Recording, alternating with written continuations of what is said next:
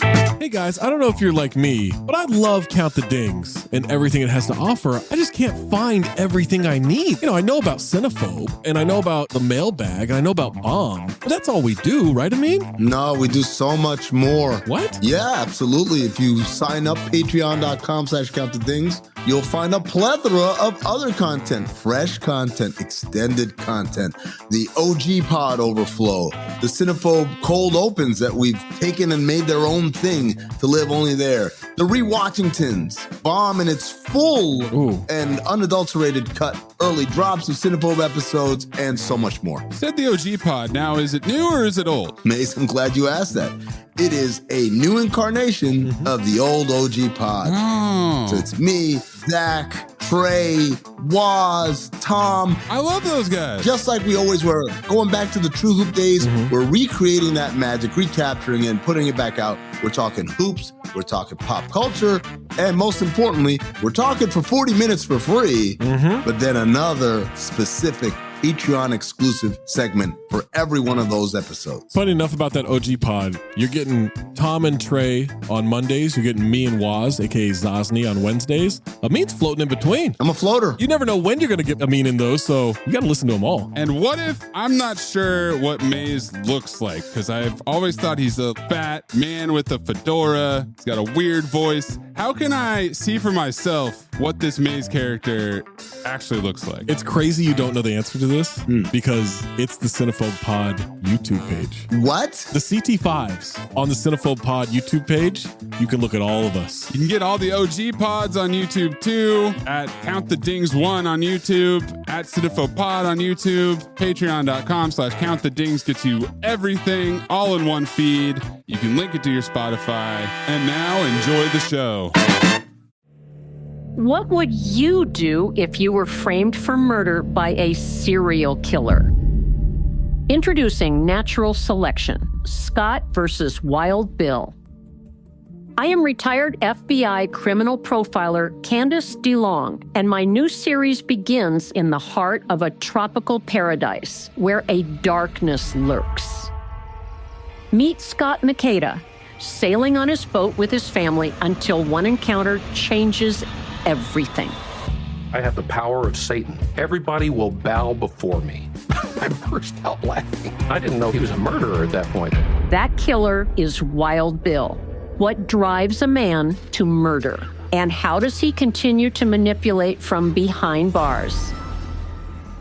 Listen now to Natural Selection, Scott versus Wild Bill.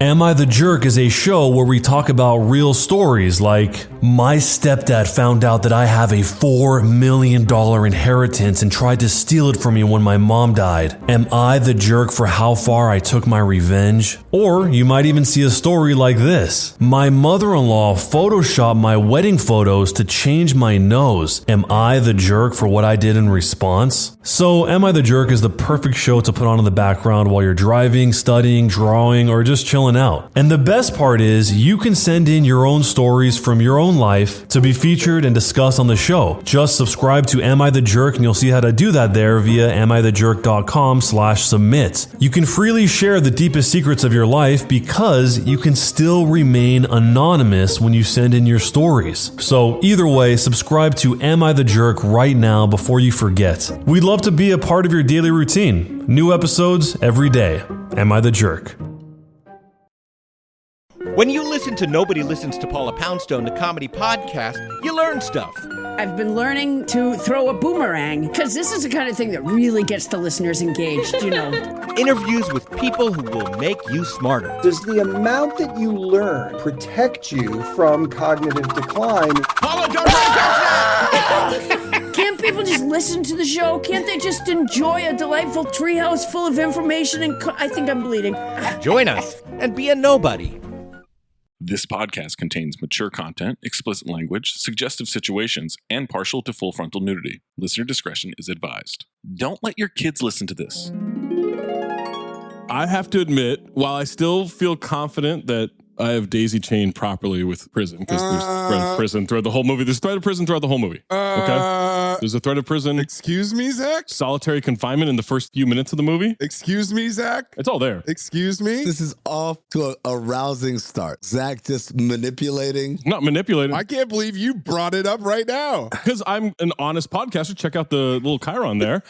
I got one scene in this movie confused with the movie Death Warrant. You don't say. Which is also Van Damme. You don't say. But this is still a prison daisy chain easily. No. Easily. As much as... You've really taken the theme daisy chain and gotten it off on a terrible foot. Almost more of a daisy chain than we had for Catholic Month with Bad Boys 2, which is obviously a Catholic movie because it's just saturated in Catholicism. Who picked that one? I just remember it was a file. I picked it. Yeah. There you go. Yeah, there's a threat of prison. This whole time they're trying to imprison him. Are they? They're trying to court-martial him. Helene is imprisoned in poverty. Yo. What do you think happens after a court-martial? They send you to Club Med? No, you already lost it. You lost it. You already lost it. The moment you went to LA, done. She's in prison with a bingo child. Also that pronunciation. Elaine Venice. There's one mention of prison in this movie. The entire movie's about prison. And it's for the dead brother. Well, he went to prison as well, yes. But he didn't. No. He didn't. What are you talking about? He didn't. The people who did it went to prison. No. And he was going to go try to seek them out in prison. No. Yes. He got caught up in drugs and Van Damme took the rap for him back in the day. Yes. This is the long exposition at the hospital. Yes. More prison. More prison. More prison. No, but they caught the guys who did it. No, this isn't about who killed him. Is this the most prison movie we've ever done? No. It might be. No. Name one more. Law-abiding citizen. Name two. Tango and Cash. Oh, that's not a prison movie. That's a rock quarry movie. Half Past Dead. Oh, yeah. Half Past Dead. New Alcatraz. Well, that's New Alcatraz. That's a different... New Alcatraz is not quite beyond prison, okay? That's prison squared. Yeah. Prison to the 5th degree. No, it wasn't a great start. It wasn't a great start for our new daisy chain theme. What are you talking about? But don't worry, I'm going to fix it. If anything, it perfectly sets the tone. I'm going to fix it. I'm going to take care of it. I got a perfect theme daisy chain. It's going to blow you away. I'll pick next week and fix it if you need to fix it, but it's fine. You won't pick again because you already blew this one. What are you talking about? Trote. 2 more picks I'll pick. 2 more picks I'll pick. And 2 more picks. 2 more picks. Yeah. And 2 more picks I'll pick. My daisy chain for next week is that I picked it. Well, that's not a bad idea for some daisy chains, if we're being honest. That's not terrible. I don't mind setting that precedent. It's a cosmic mix of the action of the 90s combined with the exploitation films of the 70s. But with modern touches, it's hyper-violence, but it knows that it is. It's a little bit Tarantino. It's definitely a little bit Michael Mann. It's kind of a cosmic gumbo. It almost moves to the beat of jazz.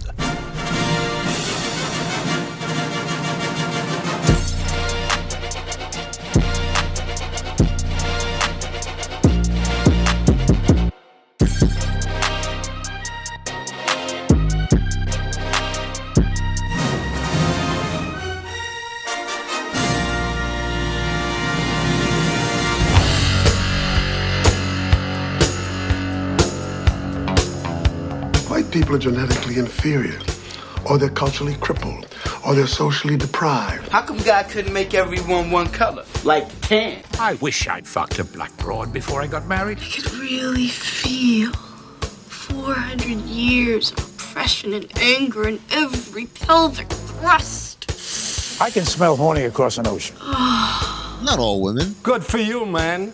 Good for you. Good for you. Just the hot ones. Hello, Oprah. You're not allowed to go down on me for 1 month. No, Judith, Don't please. make me take away your masturbation privileges. Yeah, I'm horny too, baby. Hey, Chowman, come on down here. Will you want to exercise my dominance? Scaring. I'm getting a patriarchal urge.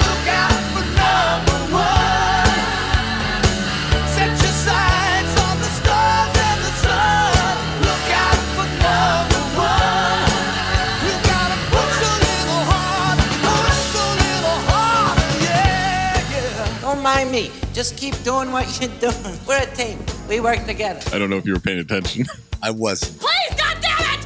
Just one more drink! I'll cut off your tits with a knife, you bitch! 5 whiskeys, That's breakfast on the river. Yo, you have to clip it, Maze. Clip what? A fucking tiger? What are you talking about? It's not that hard. Just chop, boom, out. Wow, Maze has a really hard job. This is going to be the worst episode we've ever done. My people don't give a ding-dong diddly about what flag fly over Hawaii. You bore me, Fury. Where is the microfilm? It's nothing but a bag of meat and flesh and tendon. Why didn't they just name him Spaghetti Lasagna? Fuck, this movie is 2 hours long? Not the whole thing. This is like the John Gruden emails of movies. Do you like ducks? Or a trench coat full of bees flying around? Like, that would scare me. Imagine bees are cool. That's a duck, man. No, I get it. Coolio. You're the devil's baby mama. I didn't lie, Annie. I just didn't tell you certain things. Don't play no reindeer games with me. An American ninja?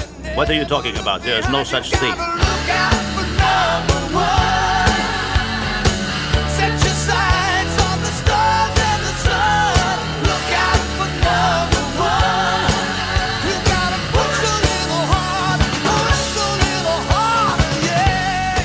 You've gotten rich off of the people in this town. You bet your ass I have. And I'm gonna get richer. Coughlin's Law. Go into incredibly descriptive details of the story so we all know. Oh, man. I wish I had better notes. Have you ever heard such a pail of shite? Once I get a DVD player, I'm going to watch Gallowalkers once a day. Come here and give me a squudge. You know what to do from here, Internet. All right, cool. Let me Google how to open QuickTime. Justice is blind. He's got space dementia. But it can be heard. Time to find out exactly what this ooze can do. Pull a fucking rabbit out of your dick and phobe. I'm Temecula's newest hard-on, dog. Hey, look at here. Why don't we eat us a few thousand beers and you can tell me what's buzzing in the big bad city? Coming on, yeah! Look out for number one. Set your sights on the stars and the sun. Look out for number one. You gotta push a little harder, yeah. Enough! It's not funny anymore. Fuck you. You're cool. And fuck you, I'm out.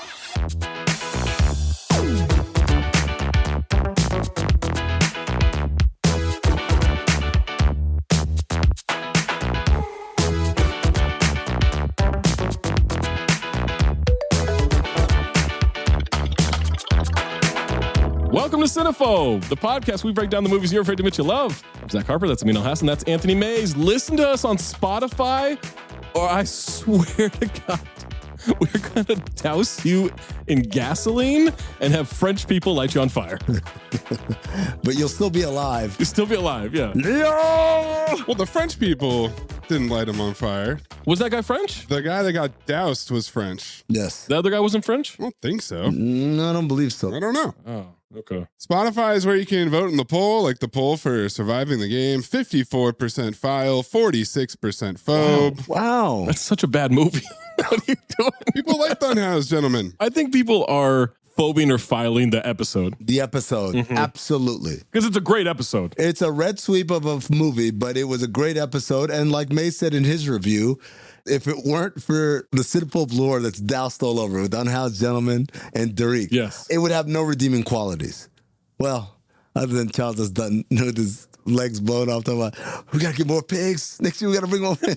With his little finger guns, like, got to do it. Maybe people filed it because of the new intro, which came out on that episode, because we got a lot of comments. Oh, maybe, yeah. Timothy McClelland commented, Charles S. Nubbins kicking his little legs all the way to ass off. Oh. I'm so mad I didn't think of that. And Dagadillo commented, look to me in my M frames. Claude. Still got them, Oakleys? I was watching Ghost Protocol yesterday. Big Oakley movie. Great movie. Great movie, yeah. I binged all of them earlier this year. It's a great, great binge. Dude, the Mission Impossible franchise, man. It might be the best out there. Because it's consistent, other than 2. Mm-hmm. 2's the bad one, but everything else is great. Not just good, like great. You got to give it its props, man. Pastel the Fat Boy said, was listening with my lady on our trip to Phoenix. Big mistake. The intro had me dying while my lady was looking at me weird. My lady. Thinking she might have made a mistake by having a baby with me. Only pain, fellas. Okay. That's a lot for Pastel the Fat Boy right there. Pastel the fat lady, maybe let him enjoy what he enjoys, okay? That's inclusive. Very much so. Check out CT5 on the feed. Make sure you're checking out the Discord. You can leave your CT5 suggestions, CT5 lists. You get that Discord by patreon.com/countthedings, where you get access to the Rewatchingtons, the Discord, ad-free episodes, early episodes, unlocked holiday episodes that we've done in the past that have not been released yet to the wider public. There are lots of them left. Plus, you get discounts on live show tickets, 25% off. And you get the entire cold open. Hear about Mayes and I getting arrested or detained. Find out which one. This is Zach here, by the way. If you have a submission, submit it. Reminder, it needs to be 40% or lower on the Rotten Tomatoes audience or critics score. All right, recently, I had us FaceTime with 8 people in Eternia with Masters of the Universe. Mayes took us to Hawaii so we could do Naked Ecstasy with Mike and Dave Need Wedding Dates. Amin had us get totally naked so we could be vengefully arrested with Law-Abiding Citizen. Now it's my turn, and I'm taking us back to the 1990 action crime drama, Lionheart. Martial arts? Oh, really? Just martial arts. I would have gone just action. Yeah, there's no drama. They tried. They fucking tried. Not a lot of crime either, surprisingly. Lionheart stars Jean-Claude Van Damme, now a 7-time repeat offender. I wish I knew how to quit you. Universal Soldier, Last Action Hero, Time Cop, Bloodsport, Double Impact, and Sudden Death. Are those all green sweep files? They have to be. Except for Last Action Hero. But he's barely in that one. Oh, no, yeah, that's not really yeah. This was a run for Jean back then. He had Kickboxer and Cyborg in 1989, this movie and Death Warrant in 1990, and then Double Impact in 91 and Universal Soldier in 92. Harrison Page, who was in 41 episodes of Sledgehammer, ! Was in Carnosaur and 22 episodes of Jag. And then Deborah Renard, 186 episodes of Dallas, 23 episodes of Days of Our Lives, and Kazam, future Cinephobe. I am Kazam. We get Lisa Pelican from Return to the Blue Lagoon. The Pelican Brief. Maze, clip it. Manny, look at this pelican fly. Come on, pelican. Ashley Johnson from 9 Months, What Women Want, and 355 episodes of a show called Critical Role. Critical Role? Never heard of it. She was the original Ellie from The Last of Us, so she was the voiceover actress. Oh, okay. And then she made a cameo in the new show. Yes, she did. As Ellie's mom. She plays her mom, yeah. Repeat offender Brian Thompson from Cobra and Mortal Kombat Annihilation. I wish I knew how to quit you. That guy is unsettling to look at. Shao Kahn / Night Stalker. What did you call him this episode, Zach? I don't remember. Oh, okay. We'll find out. Stay tuned. Repeat offender Vojislav Govadarica from Universal Soldier. What? I wish I knew how to quit you. Michelle Kesey, repeat offender from Bloodsport. Mm-hmm. Billy Blanks, repeat offender from Jack and Jill and Tango and Cash. I wish I knew how to quit you. Building a resume, man. Stefanos Mitsakakis, repeat offender from Daredevil. I bet you do, Mr. Kaki. Lou Hobson, repeat offender for Twins. Guadalajara. Lawrence Bender, repeat offender for White Man's Burden. Oh, Bender B. Rodriguez. Clement von Frankenstein. No. Frankenstein. Who plays Glock in American Ninja 5. An American ninja? What are you talking about? There's no such thing. Galen Yuen, repeat offender for Double Impact. Yuen Brothers? Mark D'Alessandro, repeat offender for Rocky 4. Magic Schwartz, repeat offender for Over the Top. That's the Jewish Magic Johnson. Careful. Kamel Krifa, repeat offender for Universal Soldier and Double Impact. Richard Norton, repeat offender for American Ninja. I wish I knew how to quit you. Basically, Van Damme's friends. A lot of them, yeah. I'm shocked that they're repeat offenders because I was watching this movie. I'm like, there's no way other than Van Damme. There's not a single person. Stuntmen and fighters, man. Yeah, any fighting scene. You got to throw in Michael Kesey's brother, Abdel Kesey, who plays Attila. Oh, okay. From The Quest and The Order. There you go. And then George McDaniel from Last Starfighter and Spinal Tap. Lionheart was directed by Sheldon Lettich, repeat offender for directing Double Impact. I wish I knew how to quit you. Also directed The Order, The Last Patrol, and Only the Strong. And we have 3 writing credits on this movie. Sheldon, repeat offender for writing Bloodsport and Double Impact, also wrote Legionnaire, future Cinephobe. JCVD, story and screenplay credit, repeat offender for writing Double Impact. He wrote Kickboxer, Legionnaire, and The Quest. Every time I hear JCVD as a story credit, I always think, what if I had a brother who was burnt very badly and I had to avenge him? You mean medium Frank Dukes? So not too medium. Medium rare? No, that's his brother. And then Stephanie Warren, early screenplay credit, wrote something called Angel Town. Los Angeles. Angel Town. Synopsis for Lionheart. An ex-French soldier begins participating in underground street fights in order to make money for his brother's family. Make a lot of money. Tagline, honor or revenge. He has no choice. What? Is he fighting for honor or fighting for revenge? He doesn't have a choice. He's just fighting. I think that's what it means. He definitely chose to fight. But also, he's not fighting for revenge at all or honor. He's just trying to make some money. He gives up on the revenge pretty quickly. Yeah. Yeah, this is just about financing his sister-in-law and her opulent lifestyle. 2 other taglines. Yes, get ready. When the streets are a jungle, there can only be one king. What? Get ready. Get ready. Get ready. Oh, no. Get ready. Oh, no. Get ready. Oh, no. Get ready. Oh, we haven't had get this ready. in a while. Get ready. We haven't had this get in a ready. while. I hope Get he's ready. blue. Get ready. Oh, I hope he's blue. Get ready. Get ready. That's a good one to loop, actually. Yeah, that's a good one. Yeah. I like that. That's got to go in the next intro. It's another weird-ass tagline, though. But at least it's lion. You know, you keep calling him the king of the jungle. Yeah. That one makes sense. Okay. Lionheart. Too tough to die. No. What? Yes, in that one fight. But other than that, oh, and I guess the desert. What are you talking about? Yeah. All right. That's probably the best one. But it doesn't really have anything to do with the movie. No. Well, he's too tough to die in the movie. I mean, he's too tough to die in all his movies. You could say that in any one of these movies. Okay, then put it for every movie. I'm here for it. Right. It works. It would be funny if someone had just like the same tagline every single movie. $6 million estimated budget, gross $24 million US, $24.2 million worldwide. It's a hit. Before we jump in this movie and listen to the rest of this podcast, Lionheart is everywhere, including Amazon Prime. Yeah, shout out to Amazon Prime. Lionheart receives 39% on 18 reviews from the critics on Rotten Tomatoes, 52% from the audience on over 10,000 ratings. Amin, would you like the positive or the negative reviews? I'm a roundhouse kick kind of guy. I don't know. Twirly motion with your finger on an audio podcast? I want to say like not 360, like a 180 roundhouse kick kind of guy. Give me the positive because I'm half roundhouse kick. Oh, but it's the positive half of the roundhouse kick. Exactly, yes. Clean. Hey, John, that's weird. That glass looks half full to me. Wow. Now that you mention it, it is half full. David Nusser of Real Film Reviews. A decent enough Van Damme vehicle that probably should have topped out at an hour and a half. They did drag sometimes, yeah. A little bit, yeah. Brian Orndorff of Blu-ray.com. Hey, fucking like the movie? Oh my God. An engaging ride for Van Damme fans with plenty of kicks to please the faithful while inching the actor's abilities along. Ed Travis of Synapse. Oh, snaps. Lionheart is a fantastic piece of entertainment, and Van Damme himself gives a charismatic performance, proving he's not only got the goods for martial arts action, but can also hold his own with drama. No. No.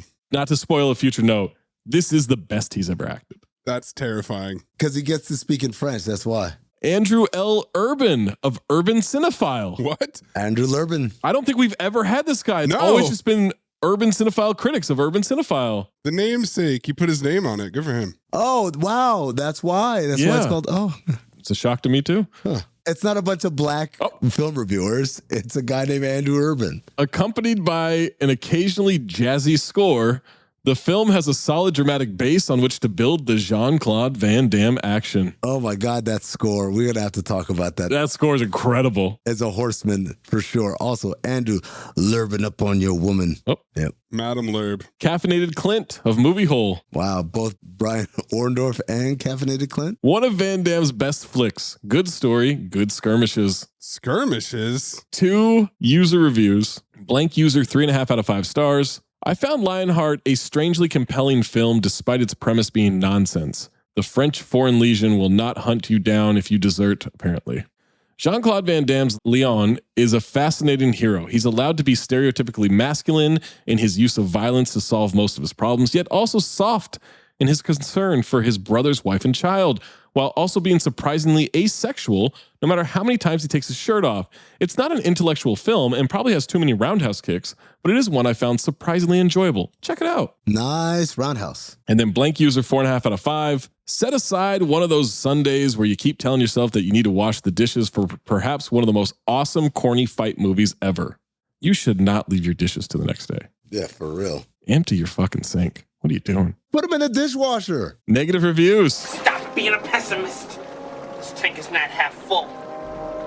It's half empty. TV Guide. Cowards. Although it's possible to enjoy isolated sequences of Lionheart, this is not one of the martial arts superstar Jean-Claude Van Damme's better kick-ass vehicles. CT5 vehicles. John Marriott of Radio Times. Oh, Marriott. I love staring there. Staring there? Staring. I got a southern accent. That's not what that was. It is. Louis Pinnock. Van Damme gawps blankly as if trying to remember the simplest lines is a particularly tricky task. What does he do? Gawps. G-A-W-P-S. Never seen that word in my life. Huh. Michael Wilmington of LA Times. The scriptwriter's first-time director Sheldon and Van Damme himself dream up the worst things that could possibly happen. Then they try to kick their way out of them.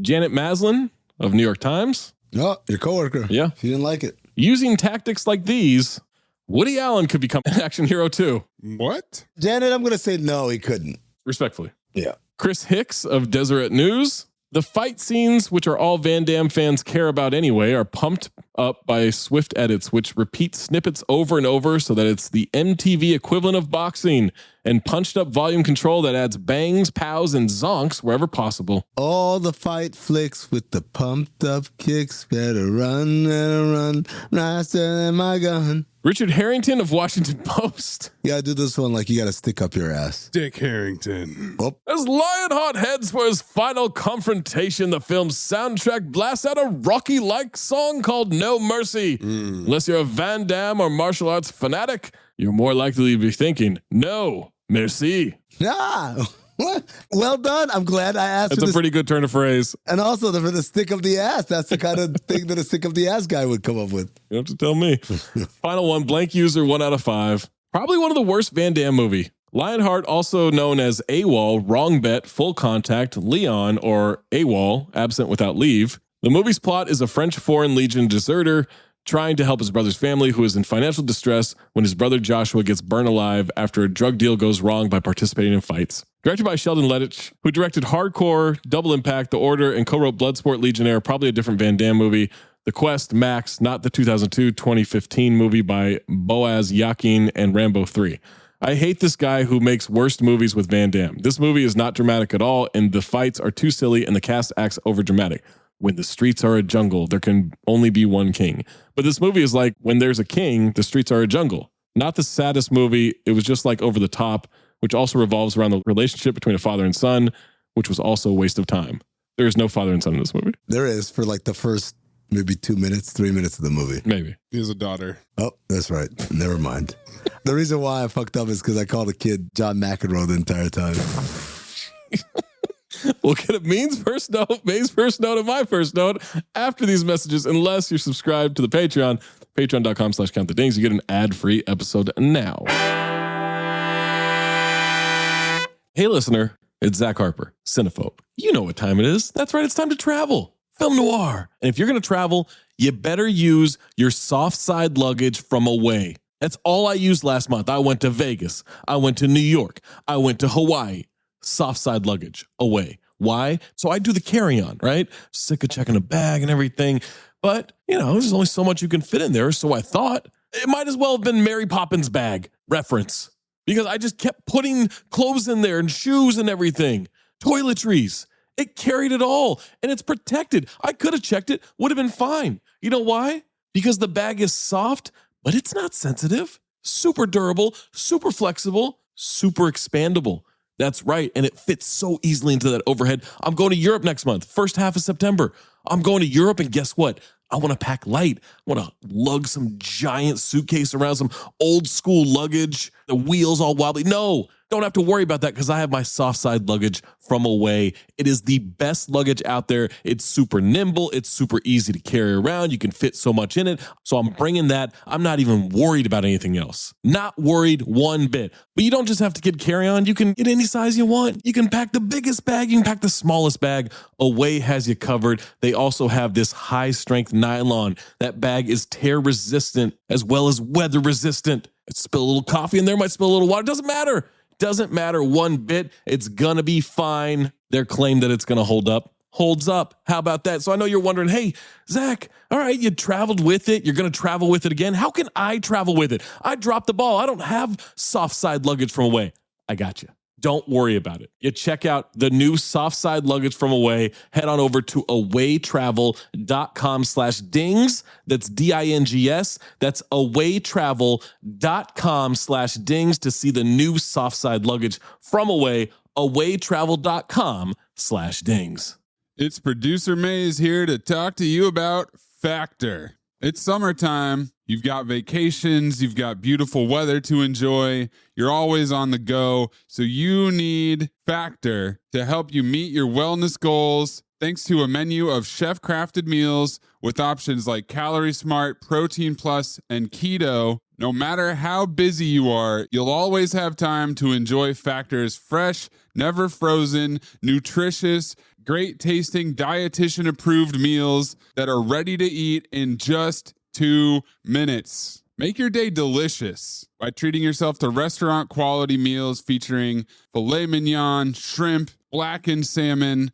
You've got 35 different meals and more than 60 add-ons to choose from every week. You'll always keep it fresh, have new flavors at your fingertips, and you can effortlessly support your lifestyle to help you manage calories, maximize protein, or simply eat well-balanced meals. So head to factormeals.com/CTD50 and use code CTD50 to get 50% off your first box plus 20% off your next month. That's code CTD50 at factormeals.com/CTD50 to get 50% off your first box plus 20% off your next month while your subscription is active. It's your favorite Butcher Turn podcast, producer Mays, here to tell you about ButcherBox. It's summertime, it's grilling season, and you want to maximize your time outside by the grill, cold one in hand. You don't want to be indoors at the grocery store, jostling with other customers. That's why you want ButcherBox.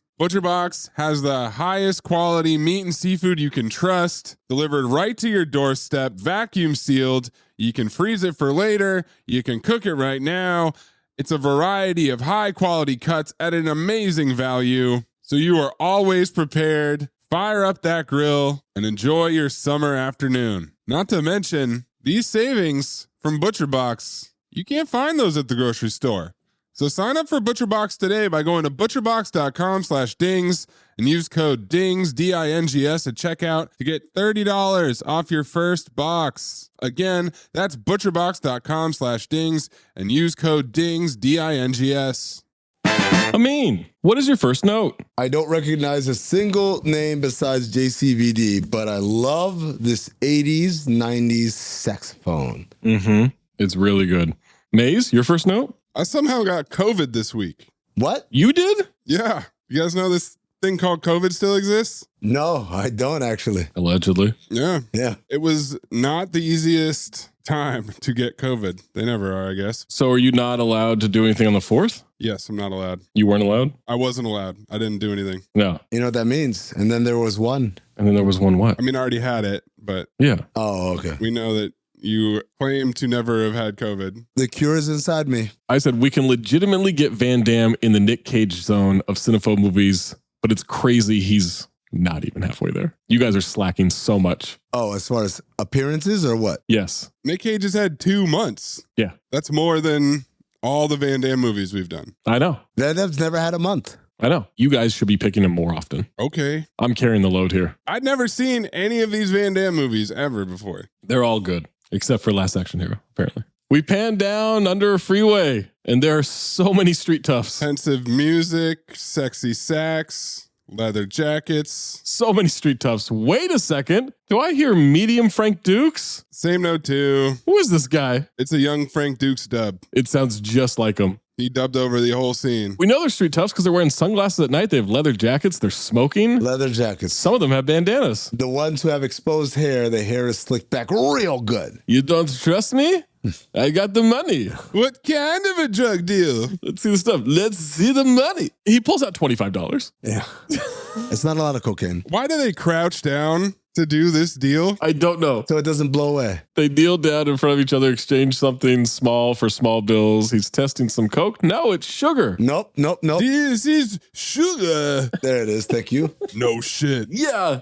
No shit. And this is gasoline. Cobra formula? Kind of. Yeah, I think so. Because he handed him something that wasn't cocaine. Yeah. Waited for him to say it wasn't cocaine so he could drop the line. No shit. And those guys snuck up behind during this whole process. They set it up. They had to game plan this before the fact. Over a $22.67 drug deal. They never gave us the backstory of what's happening here. No, it's just, we're going to light this guy on fire. Yes. This guy who's trying to buy a small bag of Coke. Went to the wrong part of town. You know, it's rough out here in Los Angeles. He's kind of ass off. On fire? When he's being covered in gas. Oh, okay. When he's engulfed in flames, he's absolutely ass off. He runs into a brick wall.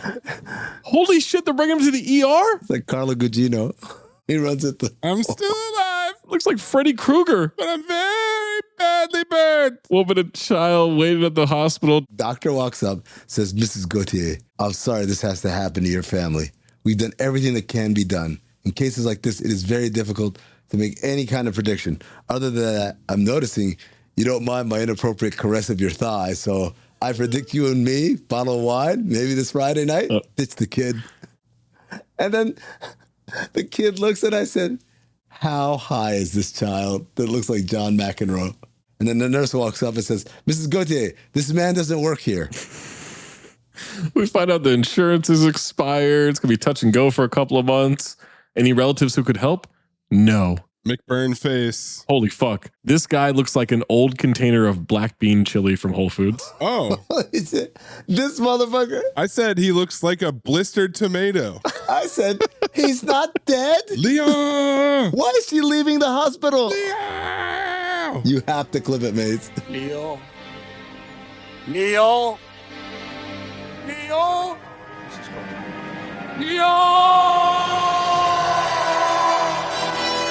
Is this not a Minaj photograph? This burnt ass. Oh, yeah. No. I did take a photo. I didn't want to take a picture of that. I'm good. You didn't want to take a photo of that? No. Look at this photograph. Looks like black bean chili. Yeah. Just put him in Darth Vader's helmet. It'll be fine. Cut to Djibouti. Oh. Djibouti, North Africa. Look, Zach, it's Derik's favorite vacation spot, Djibouti. Homophobia. There's a small outpost in the desert. JCVD hammering a post into the ground. Plot liftoff. Let me just say it right there. Really? Absolutely not. Wow, that's so early. Guy gets burnt, and now his brother's in. Plot liftoff. 4, 3, 2, 1.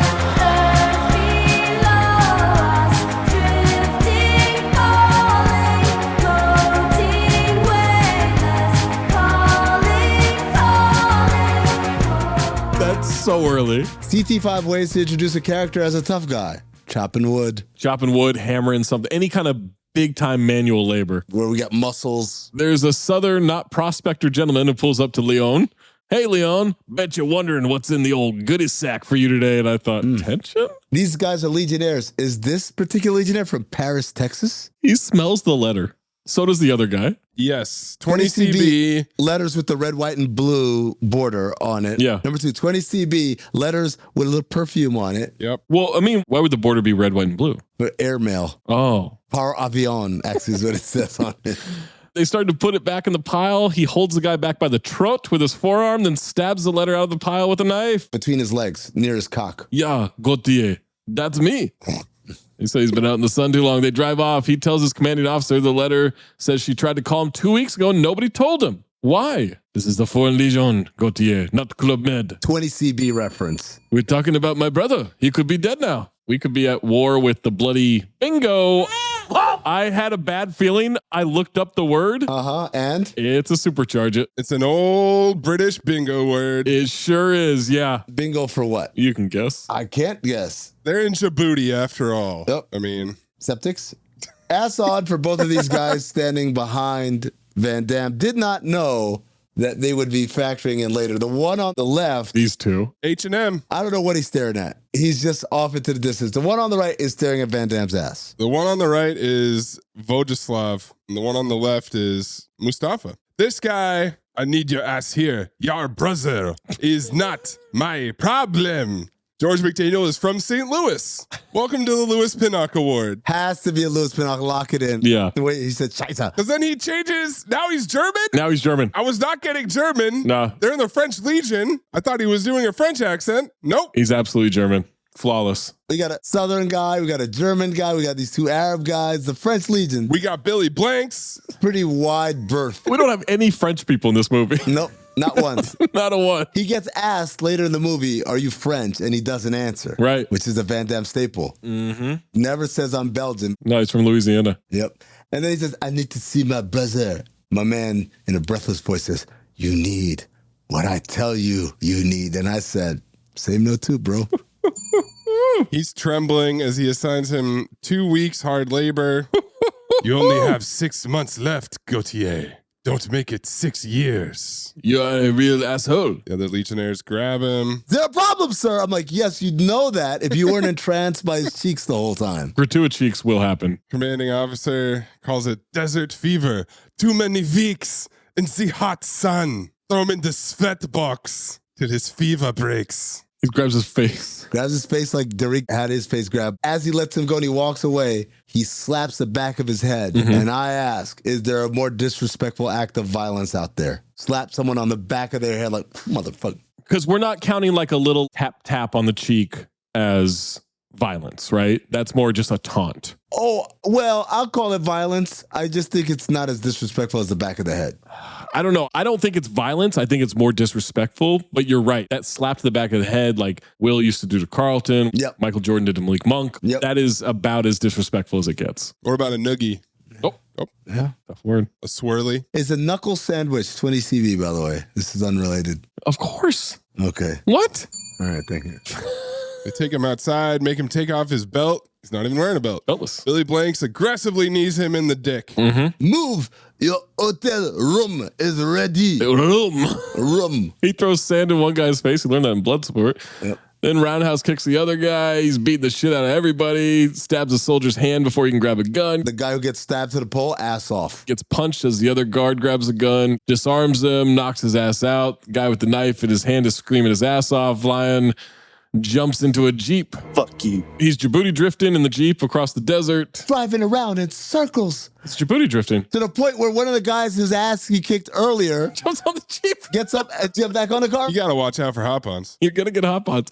And then, God, I got to do it. He drives through a fence. Now, it's not the gated fence. He just drives through a fence. Yes. Through any part of the fence. Fuck, that seems fun. The guy falls off. I'm still floored you don't want to try this. I knew you'd like that. I knew you'd like that drive. It's open desert. How could they not catch up? Well, he took a turn at one point. We lost him. This is like Conan the Destroyer all over again. Yeah. Also, you have rifles. Shoot his ass. Shoot the tires out. Get me a fucking Jeep.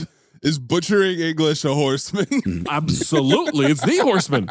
Cut to nighttime. Jeep returns to the outpost. They don't have him. No sign of him. He'll never make it. If the bingos don't kill him, the desert will. Oh. We see him running through the desert, falling down. They're going to send someone to the docks first thing in the morning, just in case. Ocean's the only way out of this country. He collapses in the desert in the morning. He sees the ocean. So let me get this straight. He ran out of gas in the middle of the desert. Got out, ran through the desert all through the night until the sun came up. Yep. Until he reached the ocean. Yeah. And then ran some more to get to the docks. Sean Astin digging a pool. Really? Lock it in. Lock it in? Nah, no way. Locked in. No, not lock it in. No way. Locked in. Absolutely not. This guard with the thick hairline is literally named Mustafa. Clip it. My name is Mustafa, and I'm the man who will be killing you now. Random black guy starts yelling at Leon to get back down to the boiler room. Mm-hmm. This ain't no pleasure cruise. Move your ass. There's some high-waisted ass jeans that he has on right there. Cut to him shirtless, shoveling coal into a furnace. Sweaty. He is glistening. Glistening. Cut to Petty. Wow, 10-time repeat offender of the Eiffel Tower. I wish I knew how to quit you. Double digits. Two guys in suits going over the letter from his sister-in-law. Return address is American. They'll have the Americans keep track of her. We are fortunate our intelligence section has a habit of recording the return addresses. Motherfucker, it's on the envelope. You call that an intelligence section? Well, they don't have the envelope. Inspector, this man is a deserter. A traitor to France. Bro, you're German. And a goddamn terrorist. That's maybe a little step too far. No, he's a terrorist. He hasn't done any terrorism. He terrorized the camp. That's not terrorism. And then we get some LA exposition about how terrible it is in Los Angeles, which is something they really try to emphasize. All I can do is transmit the word. If the Los Angeles cops aren't too busy busting dope dealers, gang rapists, and serial killers, maybe they will have time to bring the asshole in. And if they don't, tough shit. What is this, Sly Stallone? What is this, Predator 2? Same shit. I do want to give credit to the French inspector. Whatever the opposite of a Sean Astin Award of digging a pool is, whatever the realism award, and maybe we name it after him. Who knows? But he gets it. We're not going to name it the Lionheart French Inspector Award for realism. For realism. I kind of like it, actually. That sounds even better. Cinema verite. Update your CT5 list then for awards. They're chasing fucking drug dealers and rapists, bro. We're not going to do this shit. I was like, yes. Let's see if they have time. So many times in movies, they're like, it's number one on our priority. Why? Why is it our priority list? This guy said, fuck that shit. Gonna keep it real. He brings in the guards from the outpost in suits, back to shoveling coal and glistening. The ship is in the open waters. JCVD has the same makeup artist as Ice-T in Surviving the Game. Nope. Hey, that's the same B-roll of the ship that picked up Hercules in New York. Seaman first class. A random dude comes in, says, you stay off the top deck. First mate's orders. And I said, I wonder how long it's going to take for him to break the... Oh, he's already doing it. How about immediately? Sorry, up there, yep. Before you even finish typing. Why note? Oh, we see the Twin Towers. Oh, same note too, I don't know bro. why that's an ope, but it's an ope. Same note too, bro. Oh, Twin Towers. Guy tells him he was told not to come to the top deck. Yeah, and you told me this ship will go to Los Angeles. CT5 lies. What difference does it make? You ain't got no green card. Ain't got no visa. Leon, have you seen a fucking map before? What part of you thought that was getting to LA? He's been in the boiler room the whole time. He has no idea. That's why they told him not to come back up. Fucking bingo. And also, when did this guy tell him this guy mistook him for someone who works on the ship? We're missing an exposition scene in this part because apparently they've had conversations. Yeah, I thought he had already been employed. And then the guy said, hey, I hired you to work in the boiler room. Head back down there. You're right. They did miss the exposition scene. I don't think it's a case of, I thought you worked here, as evidenced by you don't have a visa, you don't have a green card. So yeah, and he knows he's a deserter. He makes a great point. No green card, no visa. You got nowhere to go, buddy. But get your ass below. Or you'll be breaking rocks in the sun. Now, what's it going to be? It's going to be simple. Gut punch. Is this our first, since it's been coined last episode by our friend Neri Sands, PGTLB? Called what it's going to be and then punched him. Yeah, that's on the border, but yeah, I think it is. He then holds a guy against the railing, says they can make a deal since he's been so generous to him. What kind of a deal? He nods in agreement and then dives off the boat. That's the deal? That's the deal. What kind of a deal was that? Cut to him walking the streets of New York City looking mighty dry and clean. So many unhoused gentlemen. Unhoused folks everywhere. Second of all, he's clean and dry, but I think he looks cold. Zach, how do I know he's cold? Oh, I mean, he's holding his shirt. He's holding his shirt. He's holding his shirt like you would if there was a coat there. Yeah, exactly. As his billowy ass jeans with the high waist and the fucking tucked in shirt. Yeah. He walks by and there's judgment in his eyes as he looks at the unhoused gentleman by the golden dumpsters. The one with the bottle kind of looks like Snacky. Whoa. Is this a Snacky origin story? Is this why he knows all these unhoused gentlemen? That's not cool, man. What do you mean that's not cool? I don't know about that. I treat them like people. And you stay out of that dumpster. That's mine. He looks up at the skyscrapers. America. America. Message. He's on a payphone. Deposit $2.40. That's a lot. The fucking payphone? No coins, no conversation, baby. Why was she so sassy? Because she's an operator in 1989, I mean. New York City, man. He sees a crowd below the street overpass. He walks towards it. It's a fight club. Some rambunctious hooting and hollering under this overpass. So many of the people watching this fight are ass on. And I thought, is this going to be a horseman of people being ass on watching the fight? No, this is the last time because everyone else in the rest of the movie is completely ass off watching these fights. Hypothetical question of the day. Did you guys ever watch bum fights? I saw one or two. My friend was really into it. I don't know. It felt weird. It's too low, too exploitive. Maze? I saw one bum fight in real life. Oh, shit. Really? Walking back from a wedding in the Tenderloin. Get hit in the tenderloins? It was several unhoused gentlemen circled around, two unhoused gentlemen fighting each other. Dirty Mike and the boys? Dirty Mike and the boys. All of them. Same note too, bro. Let me tell you, Maze, they weren't fighting. JCVD walks up and he's very unimpressed. These bitches? You guys think this shit is hot shit? Two guys fist fighting. Guy in the white shirt wins. He's bloodied. He doesn't want to fight anymore. Guy next to Leon is Dave Yeager warding it up. Guy asks who will fight next, and he steps forward. We got a visitor. All right. Hey, who might you be, my man? Leo. What? Leo. Who knows? Leo. What the fuck is Leon? Lion! The lion! The lion! All right. Who wants to take on the lion? Who Who wants to take on the lion? They don't understand his name. He mocks him for being French. Ass off for this promoter. The fuck is Leon? Lion. And that's a golden dumpster. Big guy walks toward, he's sleeveless. They're laying bets. These construction workers in the back with the hard hats have me fucking dying. Mean's gonna call this fighter the American Ninja, I'm sure. Are they betting nothing but $2 bills? 20 CB. Furious bets being placed. Nobody bets on Lion. They limply shake hands, and we get a disembodied voice that says, "Kick his lion ass." I got that as well as a note. Golden dumpster. Double entendre. This guy is swinging wildly, countering, hitting him so easily. This guy is ass off getting his ass beat, though. This guy's incredible. They should have cast this guy to be Big Baby. Yes. He's probably dead now, but yes. Oh, what's that? 5 straight lefts to the face. Jabbing him. Dodges. Flying knee to the back. Guy charges again. Kick to the nuts. Knee to the face. He's done. Never seen anything like this. Joshua calls him. You a bad motherfucker with that foreign shit, boy. Lion reaches into his pocket for the money as Joshua protests. Fight circle breaks up. That's it for the night's entertainment. Cut to a lunch counter. Lion's on a payphone. Joshua's eating a terrible-looking tuna salad sandwich on white. The 80s sucked, man. Leon gets a burger. Joshua tells him it's not going to hurt him. You're Lion, king of the jungle.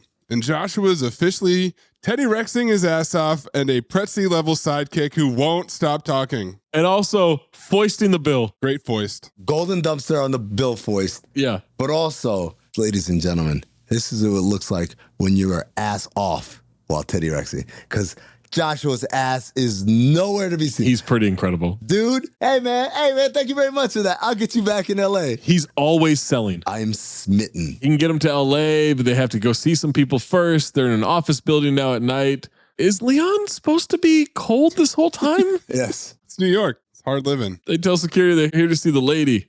Tell her Joshua's here with someone she'd like to meet. Here comes the Night Stalker in a huge suit. I need you to supercharge what I call him the rest of the movie, okay? Oh, boy. It's in my notes. I'm an honest podcaster. What do you call him? John Cena. God damn it.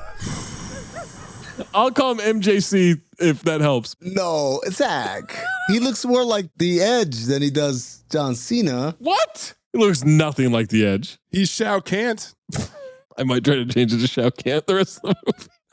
Well, if it ain't Joshua, my main man, how did you find us? Oh, ass on. Lock him up for ass on. Ass on. It's done. MJC cannot act. Spoiler alert. He doesn't fight, and I was stunned. Stunned. We need to call this the Edge Award. Oh. For misusing a person in a movie. Yeah. He's a fighter. He doesn't throw a punch. No. He gets punched once. Wear the suit. That's it. And do this with his mouth.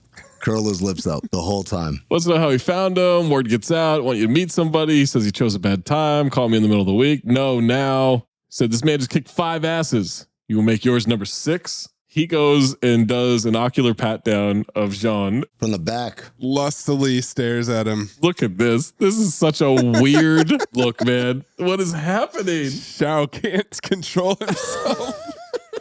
Fuck it. Fuck it. Follow me. And Joshua says, I love New York. I love New York. He loves it. Time to go to the fight club at the parking garage. Yep. High society likes to wear their finest to watch people beat the shit out of each other. I love the dress for like a cocktail reception, right?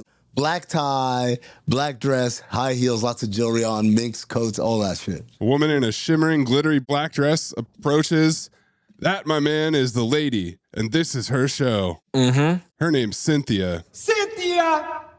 Cynthia! That's quite the jaw she has on her. Her mouth does not move when she talks. She looks like Joe from Family Guy, the way her jaw is shaped. She talks like her jaw is wired shut. I mean, this is like a Kanye through the wire situation. Kanye has jaw as well. Tells Joshua it's been a while. It's been a while. See, your taste is improving. Who is this? This is Lion, king of the jungle. Leon, you're French? What's the difference? Yeah, see. He will not say he's French. Joshua says doesn't like talking about himself, where he comes from, any of that mess. Is it cool? She can appreciate a little attitude as long as he can give them what they want to see. Cut to them watching a fight. Rich or poor, black or white, the only thing that unites Americans is a bloodthirsty desire to watch underground fight clubs. That's what I learned from this movie. Mm-hmm. Absolutely. This guy in a leather vest. Who fights in a leather vest? Sonny. MJC is ass on, loving this thing. Blood splatters on a lady with a ball-bearing necklace. She loves it. Loves it. She tastes it to flirt? She loves it. She's horny. Guys, it's the height of HIV. The height? I don't know if we can just be eating blood that gets splattered on you. This is the most reckless thing we've ever seen in a movie. Now, behind Cynthia, look at this photograph, is this guy who's very focused, ass off intense. That's Steve not getting a burg. I said, when you're trying to remember if you turned the oven off. That's what he looks like. That might be our briefcase Brad. The fight is over here. He's staring off into the distance. Yeah. He's not here with us. Flirting by tasting someone else's blood during the height of AIDS, beyond levels of depravity from first going for the nipple instead of kissing. To be clear, Zach, if you had a time machine, you're not going back to this part of the 90s. 94, man. I'm not going to the 80s at all. We got it wrangled. The most dangerous. For you, it's pre-80 is probably the most dangerous for you, right? Yeah, probably pre-90s. For me, the most dangerous, 1980s.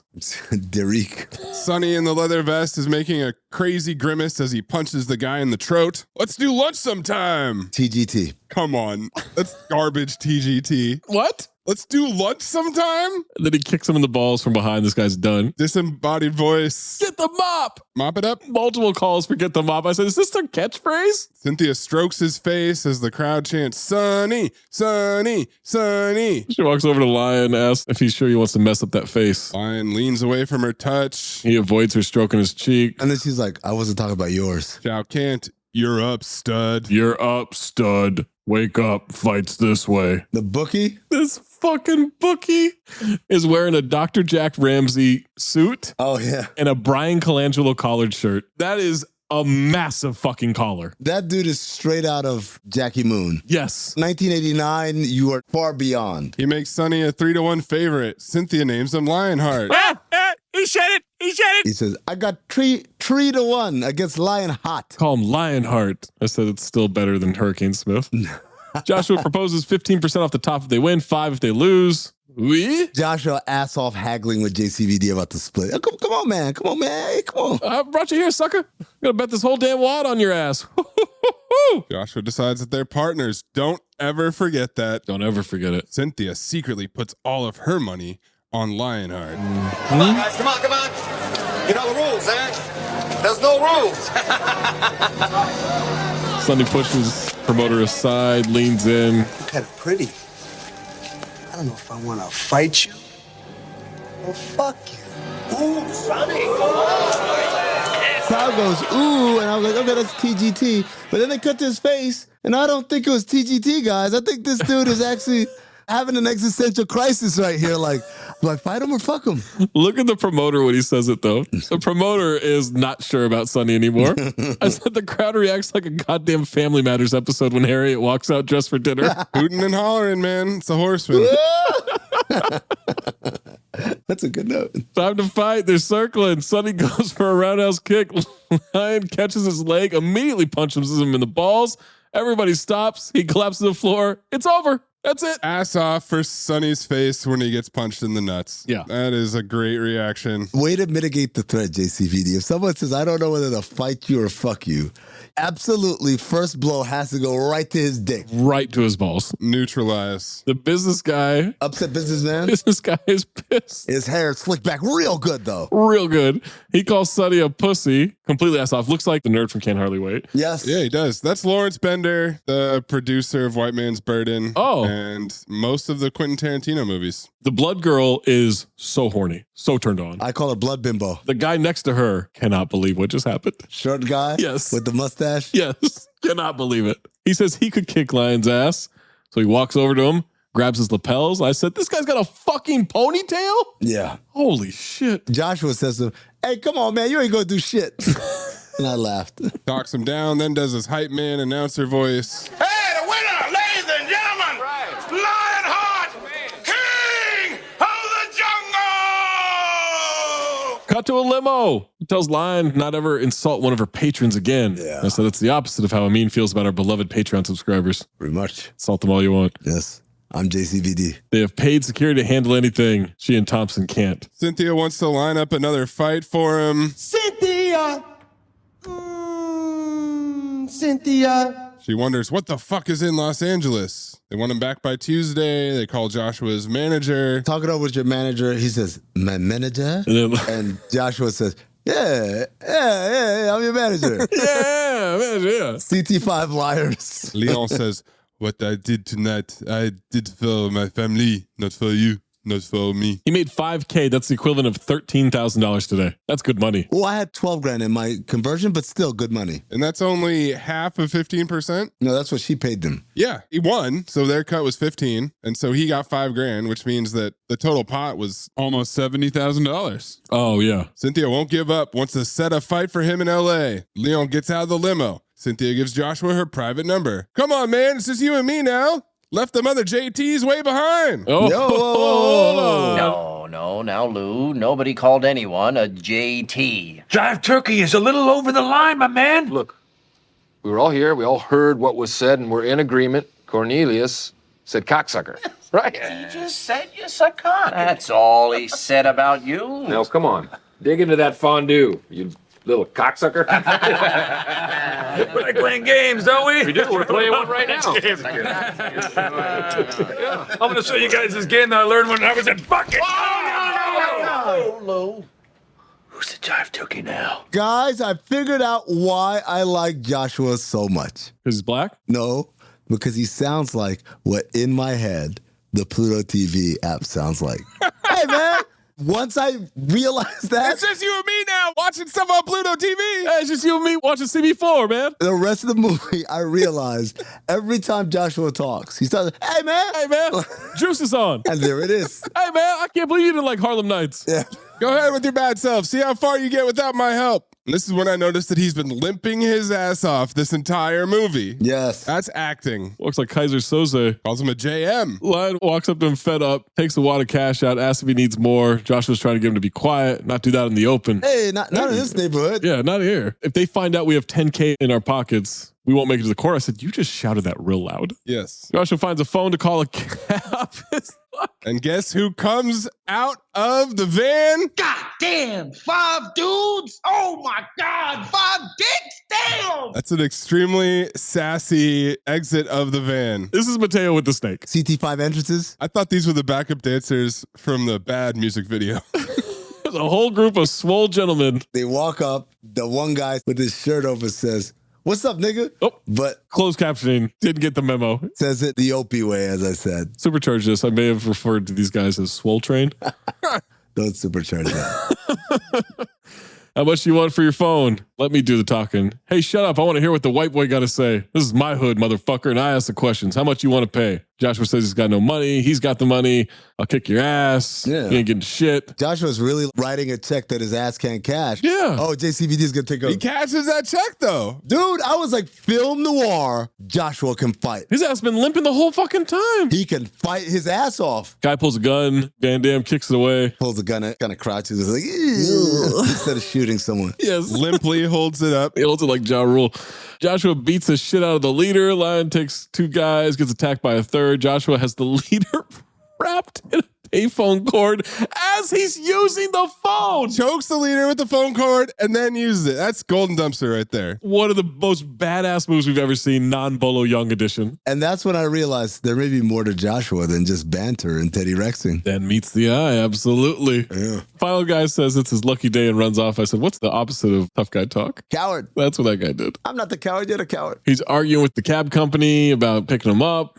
And then cut to them in a cab. That is a pre-Uber thing. Pick me up. Well, I don't come there. Like, come on, man. Josh was given some exposition about being all over the world, from the Big Apple to the Big Orange. I know the score. What's the Big Orange? Syracuse? Yeah. Not very far. Then he said, why you want to go to LA? For the smog? And I said, 20 CB? We don't hear about smog anymore. People from outside LA still mention it, I think, quite a bit. Then he says, freeways. Freeway. Kind of like the way Tapper says systems. A lot of weird ass motherfuckers running around. Same note too, bro. Besides, I owe you lunch. Yeah, you owe me lunch. But you're wasting your time if you think I'd fight again. Come on, Leon. What are you talking about? You're not going to fight again. We have an hour left in this movie. All you've been doing is fighting. Cut to palm trees and upbeat music outside the hospital. Suburban commando-ass music. Single tear going down Leon's face. As the doc says he doesn't know how the brother held on as long as he did. Is because I told him I'd always be there for him. That's probably not why. Now the question is, Did they catch them? Yes, Mr. Gauthier. I believe the police have them in custody. Now, if I were you, prison. Nope. I'd be more concerned about his wife and his child, but mainly his wife. His fine ass wife with them firm thighs. Fuck. She's got to work off these medical bills.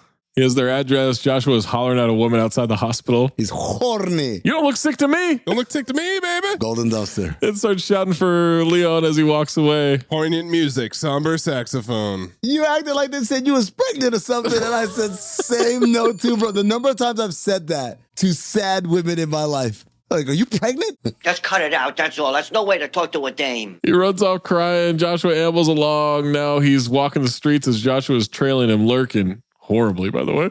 Yeah. Leon gets the saddest looking burrito I've ever seen in my life. The worst burrito I've ever seen. Menage a note. It looked empty. It looked like a tortilla folded over nothing. It looked like someone sat on it. I said that burrito has 0 cheeks. Yeah, there it is. Joshua comes up. I got it. And then he looks at the tab. Damn, inflation. $2. Keep the change. I said, inflation? $2. Keep the change. My treat. Jesus Christ. Come on now. Let me help you, man. Leon was easily convinced to take Joshua back. He shows him the letter. Joshua sniffs it. There's no way that this thing doesn't smell like dirty ass at this point. Of course. After it was in his pocket while he was shoveling coal across the ocean. He has one set of clothes. My dear Dr. Jones, I'm counting on it. That's what that is. Some strong ass perfume. Wait, he needs help finding an address in Los Angeles, but found his way through the desert on foot? He knows his way through Djibouti. Well, there's no street signs. Goes to the building. Soccer ball comes bouncing down the stairs. Oh, it's this dumb fucking kid who was on every sitcom in the 90s. Real quick, though, one of the recurring themes of this neighborhood are some cholos out front playing dice. Yes. They are in every scene. That's how you know it's a tough neighborhood. It's Los Angeles. With a child. Oh, there's a kid there running the whole game. Yeah. That kid's running that shit. Yes. That's Danny McBride's son from Observe and Report. Same note too, bro. Same note too. That's my son, motherfucker. Clip it. This little guy right here? This is my motherfucking seed right here. You see I got him on my motherfucking chest? I see that. I just gonna tattoo any motherfucker on my chest? This is my lifeline, my legacy. Well, I hate to be the one to break this to you because you seem to love him. Seems as though your son just tried to sell me an illegal drug. Rico just tried to sell you some drugs. Yeah. That's some crazy shit. Ain't that some crazy shit? That's fucked up. That's not too crazy, though.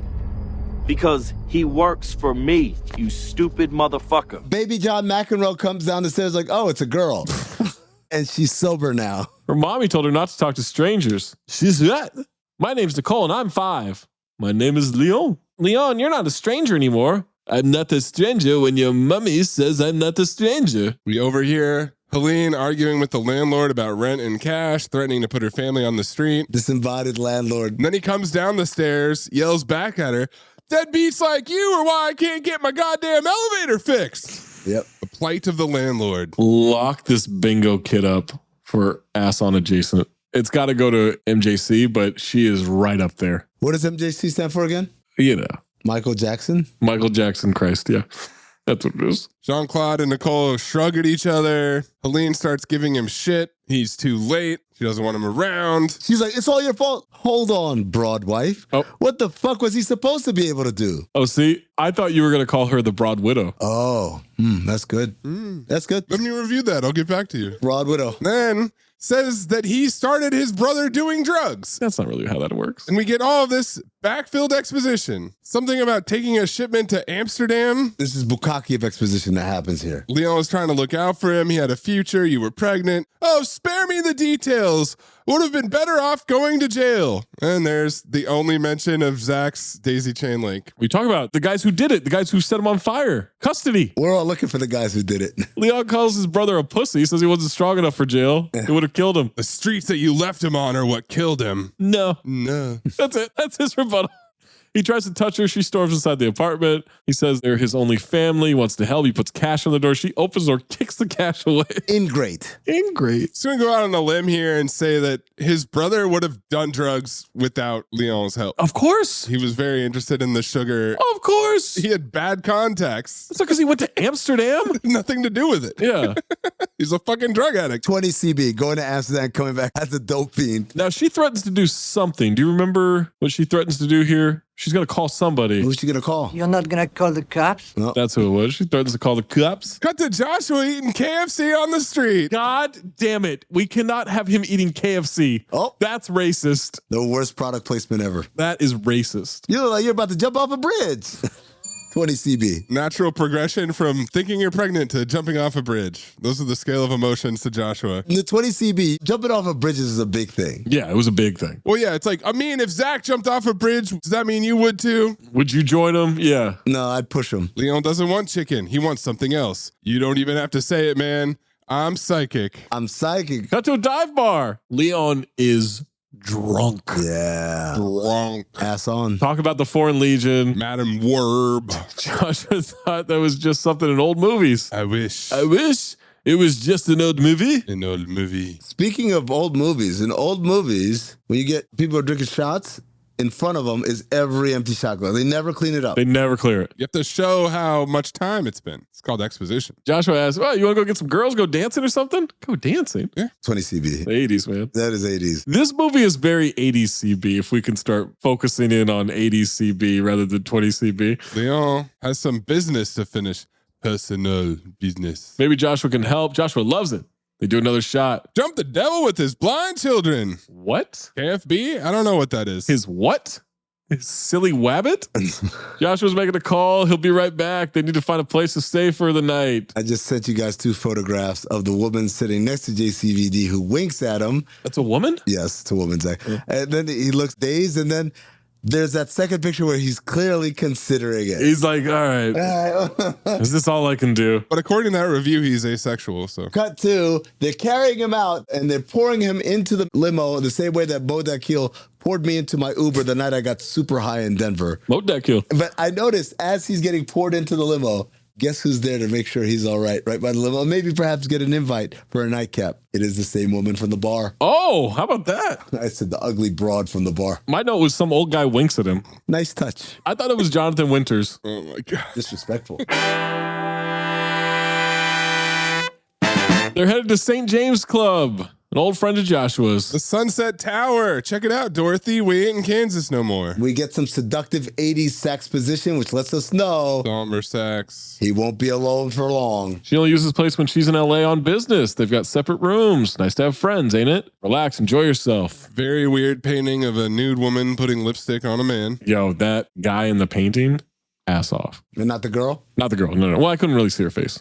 Just saw her popos. Woo. Leon lies down fully clothed. Yep. On the bed. Passes out. Next morning, he's awoken by someone on a Bowflex. Cynthia's doing lat pull downs. Ah, it's the fight lady from 3 scenes ago. Did she fly in on a fucking red eye? Yeah, PJ. She just found out they were in LA that night. Now she's there. She's there. He's got a big green lion tattoo on his right pec. Get it? He says he needs to go. Then he realizes he's naked. Cynthia chuckles. She's throwing it at him. Says he was spread across the bed like a throw rug. What happened to my clothes? I gave them to the valet with instructions to burn them. She laughs like a psychotic person. Hands him a robe. They can replace his fabulous wardrobe. I just want my clothes back. She's insisting on taking him shopping. Oh, and boys, we get infamous Van Damme gratuity cheeks. Ham hocks. Nice, roundy. Remember what Amin tried to say he doesn't have a nice ass? Stupid. No, I thought it was... Stupid ass comment. Well, it looks better in this movie. How about that? It looks great in this movie. Why are you so nice to me? Montage. We get a Pretty Woman shopping montage. Dun, dun, dun, dun, dun.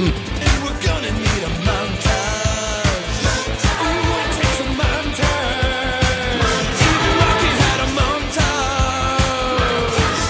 Dumb and Dumber is what I always think of. She is right up on him in this dressing room, feeling him up, trying to seduce him. Did you guys see his tighty whities that had his junk and balls in a pouch? In a pouch, yes. I have not seen underwear like that. That's very French. Cynthia's touching his dick. Feeling him up. She tries to seduce him. Shopping attendant mockingly clears his throat. Montage over. They're drinking wine at sunset. Hold on, they're on a date now and it's sunset already? Mm-hmm. Yeah, that was a full day. Full day of shopping. Not a golden dumpster, but the golden hour. She says people in New York are still talking about his fight. Let them talk. Clutching and kissing his hand. That's it for that scene. Now we're back in the apartment. Mm-hmm. He's going to go sleep with Joshua. You two got something going? And she gives us some garden variety 20 CB homophobia, folks. I'm not your toy. If you want a toy to play with, talk to Russell. Not to me. Not to me. Cut to Helene and the bingo child walking around. What a shitty neighborhood they live in. Gives her a folder and some crayons. Other parents are walking their kids to school. There's optimistic flute music that gets very unsettling as the camera pans across the street to Mustafa leaning fully out the window, holding binoculars in his hand. So incredibly obvious. It won't be the first time someone acts like a fucking Ninja Turtle in a trench coat when trying to be subtle. Mayes, I called it desert exposition music. It's that flute, like mysterious sand people are here as he's cuckoo-leering. Leon is spying on Helene dropping Nicole off at school, and then the Cholos are getting arrested right in front of the school. What happened? There's no explanation. No explanation. Cops with guns drawn. Where's that scene? The best part is, next scene, they're back. Oh, yeah. Well, they got released. They're holding them on nothing. Their ringleader bailed them out, the kid. The kid had lots of bail money. Helene works at a tomato processing plant. She boxes up tomatoes for a living? No wonder they're broke. That's not a career. No, of course. Career? It's barely a hobby. Those tomatoes also look like shit. Of course. They're in downtown LA. We are a long way from farm to table, boys. Oh, my God. They said, that's not a career. How does she expect to support herself? That's unreasonable. Like she went to college for tomato process. I majored in tomato boxing and I minored in having a bingo child. Leon is also 9 feet away. Stalking her so obviously. Like a Ninja Turtle in a trench coat. He's inside the factory. He's in her line of sight. And then he stumbles across an unhoused child with a basketball and gives them some money with the barrel fire in the background. Not before the child breaks the fourth wall and looks right at the camera. Right at the camera. Same note too. Same note too. He shows up to Cynthia's apartment. I'll do it. Well, finally. I'll fight. Oh. So disappointed. Yeah. She thought they were going to fuck. Absolutely. First, you have to help me take care of some business. I need to open a bank account. Not in his name. They'll make up a name. Don't ask why. She'll do it first thing in the morning. And after lazily meandering around for almost an hour, 4, 3, 2, 1, we got plot liftoff. Same plot liftoff too. 4, 3, 2, 1.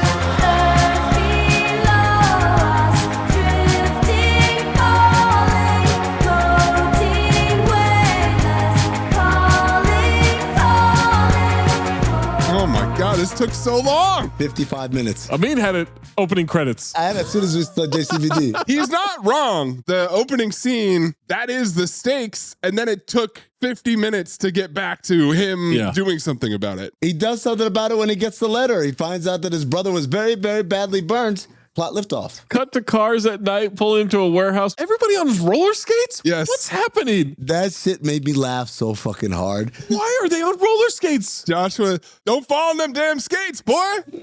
This guy, man. Fucking ass off. This Scottish clown gets out in plaid. His bagpipe music plays. Be fucking respectful. That's Zach's cousin. This Scottish hero, this warrior of the Highlands gets out there, not in a skirt, in a beautiful kilt. That's Alistair Harper right there. Zach, do you have a kilt? I do. You gonna wear it at the live show? Oh, I should wear it to the wedding. And then pretend to be very offended if like Mo or someone else talks to you about it. Absolutely. This is my national dress. Done. Just dance, man. Get on the damn skirt. Scotland. Scotland shit. You get Scotland ass. Come on, man. Pull up his dress. I'd like to see if you got any drawers on. Watch your fucking mouth, you limping, unhoused gentleman. Whoa. Okay? Watch your fucking mouth, Joshua. Whoa, he's a manager. Don't get on my bed. He is not unhoused. Where does he live? He lives at St. James Place. Sunset Tower. No, he's staying there for a night. Whatever. He's a manager. He's a partner. Go up his dress because I'd like to see if he got any drawers on. Wow, that's a great line. Scottish guy walks up to Leon with his hand extended for a handshake. Disembodied voice of Joshua says, "Don't be shaking hands with him neither." Then he slips. He accidentally pokes Leon in the eye. No, what? An unfortunate incident. What's that? What's that revisionist history? An unfortunate. Honest podcaster? An unfortunate incident. That was treachery and deceit by the Scotsman. This dude is whooping Leon's ass until Leon tries to cheat. Leon has an illegal crucifix and is punching the shit out of his ribs. Not allowed. He cheats and manages to knee him in the face. How do you like your ribs, Zach? Scottish guy throws Leon into a windshield. He starts legally choking Leon with a car antenna. Legally? Yeah, he's fighting the way you're supposed to fight. With a 20th century bitch car antenna. And then Leon cheats again by headbutting him, punches through a window. Now they're standing on separate cars to square up. He unlawfully kicks him off the car. Every bad move in the book. Joshua stops Leon from finishing him. He drops to the ground. So really, the Scottish guy never lost. Okay. We're being honest. Well, is he the hero of this movie? Does he actually have the Lionheart? He's the Lionheart for sure, yeah. Leon quit. I thought lions were an England thing. And Joshua says, be ready with the cash, Flash. Everybody's honking and cheering. Cynthia loves it. This group of pigeons is ass off, man. This group of pigeons killing it. This Fight Club arena of everybody parking their cars in a circle is so stupid. I love it. It's cool to have the lights. It's great. But he damaged like 3 cars. I thought it was pretty cool up until he threw one of them into the car. Through a windshield. And the guy in the car is like, what the fuck? My car. My car. Oh. Goons see Joshua going into the apartment building. He's spraying Banaka and hollering at any woman on the street. Josh walking up like a pimp. New suit, new hat, new limp. Trivia briefcase. He's delivering a check or a money order or something. Money order. Bingo Kid wants a bike now. Selfish. Go draw me a pretty picture. Pretty pictures. He's lying to her, saying her dead husband had an insurance policy. Happens all the time with secret policies. You get this once a month. CT5 liars. Tell Celine to give Nicole a bike. Don't thank me. Thank the man who set up the policy. May he rest in peace. Ass off. He's ass off, man. Incredible. Cut to Leon getting flipped by White Power Bill in a racquetball court? Yeah. What the fuck? He's got metal teeth. I said this is Snacky fighting Lionheart. Power elbow dropped to the chest. He's choking him at 7. He is choking at 7. Then he lifts him up while choking him, drops him, carrying him sideways, and runs him into the wall. I've never seen this move before. Everybody watching this is fucking ass off except for one person. See if you can spot them. Shao can't. MJC. Cynthia's outfits are outrageous. Oh my God, they're insane. Yeah. That's some very 20CB 80s fashion, man. This is the peak of culture and fashion. Yeah. That shows that she goes shopping in Milan. Right. She doesn't go to Macy's. He keeps getting slammed into walls. Yep. Then he starts elbowing, roundhouse kicking his ass, eventually kicks him through the plexiglass. And I guess that ended the fight because that's the end of White Power Bill. Cut to Joshua watching TV. I like this thing of the 20CB of pulling the TV right up to where you're sitting. Oh, absolutely. Because it's so small. The screen quality is so bad. You have to have it as close as possible. You lived in luxury, man. Don't fucking judge because you assholes are on your laptops and your tablets in bed too. This is what needed to be done in order to relax, enjoy a nice afternoon on the TV. Zach, did you get a chance to listen in on what he was watching on TV? No, I missed that. He's watching basketball. Specifically, the play-by-play says, Rodman from the top of the key. And I said, no, sir. Rodman from the top of the key? This must be the 80s. That is Rodman taking jump shots? Leon tries to grab a Playpen magazine. No. That'll destroy your concentration. He's going to go for a run. The Legionnaire goons are watching the child play craps with the street dogs. Craps with the cholos. Yeah. Guess they got out of jail. Leon sees Nicole rolling down the street on her pastel-colored bike. No adult supervision. No. Zach. Skid Row. Zach. I know it's ADCB, but there's a child ringleader out there. Hey, man, this is the neighborhood. Everybody knows each other. Also, remember Last Action Hero? He had a key and everything. He's invited. He had company over. Well, that's a latchkey kid. This kid's too young for a latchkey. She's talking to her friend. No, that's not her friend? No, none of these people know her. The little Mexican girl outside? She talks to everybody like they know her. Okay. She's a bingo. All right. Not a stranger if you know their names. They're friends like that dumbass kid in Jaws the Revenge is friends with the island kids. Oh, that's not. Remember they didn't give a fuck about that child? Those kids were minding their business, and here comes this white child. This kid was minding her business. She's just sitting on a stoop. I guess so. Hartog sees Leon down on the street. Eat ear, don't still. Hartog and Mustafa take off running in their suits. Dig ear, see us? I'll be back. These guys are so bad. The thickest, toughest, coarsest accent. Coarsest. Or accent inventor. Why are they in suits? Why is the French Legion spending shitloads of money having them posted up in Los Angeles? I'm going to guess where they're staying, $8 a day. Okay, that's fair. Yeah. We established the Department of the Interior of France is not with this, but yeah, my man went rogue a little bit. The German French Legionnaire. Think he see us? He'll be back. No, I said that. It just didn't sound like it. His next fight is in an empty pool? Cut to a pool party. A mostly empty pool? Okay, 90s broads, I see you. Shit, they're gonna fight in a drained swimming pool in matching outfits? Okay, I'm with it. A dude in a polo shirt with a ponytail and a cigarette comes up and smacks some girl's ass with money. And this Fight Club circuit has more locations than Mario Kart. I'm gonna say this, LA circuit, better than the New York circuit as far as locations go. What are these leotards? I also called this a Lionheart. This guy scratches the shit out of Leon. Lots of hooting and hollering. Kicks him in the water. He emerges in slow motion. He jump kicks him back in the water. I was waiting for him to go like, I can't swim, even though it's 1 foot of water. This is actually really good cinema. Yes. These slow motion shots, the water fight and everything. Yep. Really good. And then at one point, he holds JCVD's head under the water and he starts making the funniest gurgling noises.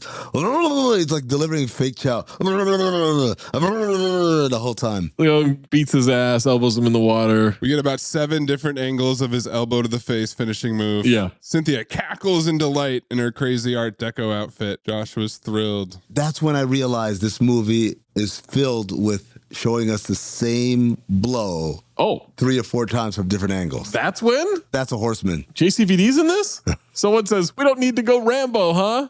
What was that? Reference. Joshua loves it. He tries to celebrate with Cynthia and MJC. Who is Helen Gautier? Tactical redundancy from Joshua. Cynthia's jealous. Is he fucking her?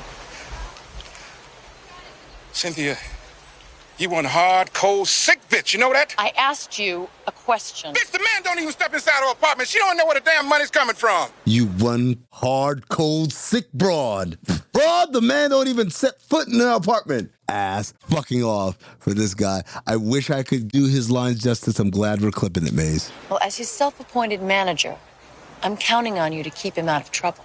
You mean keep him making money? That's right. For me. And for you.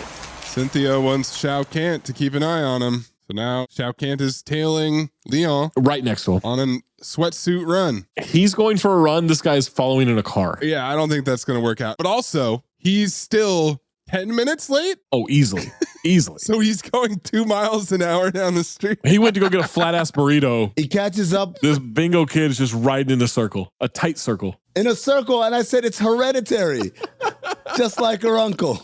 In a circle. She says, Leon, he says, nice bike. Très chouette, ce bicyclette. Is that French? My daddy used to talk French. Yeah, and then he got burned alive. Oh. She hits him with a, who's that man about the goon standing by? Same note, too. Who's that man? I was excited about that. Me too. Hard talk. Don't force us to get drunk in front of the game. You've got to just clip every line they've got. Clip all this TGT. Insane. Non-stop TGT. Imagine how bad Mustafa must sound if they gave all the lines to Hard Talk. All of his lines got cut. You know why we're here.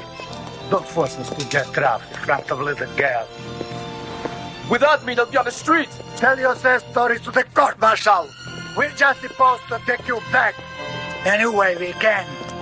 Just give me 1 week to get the money for them. 1 week.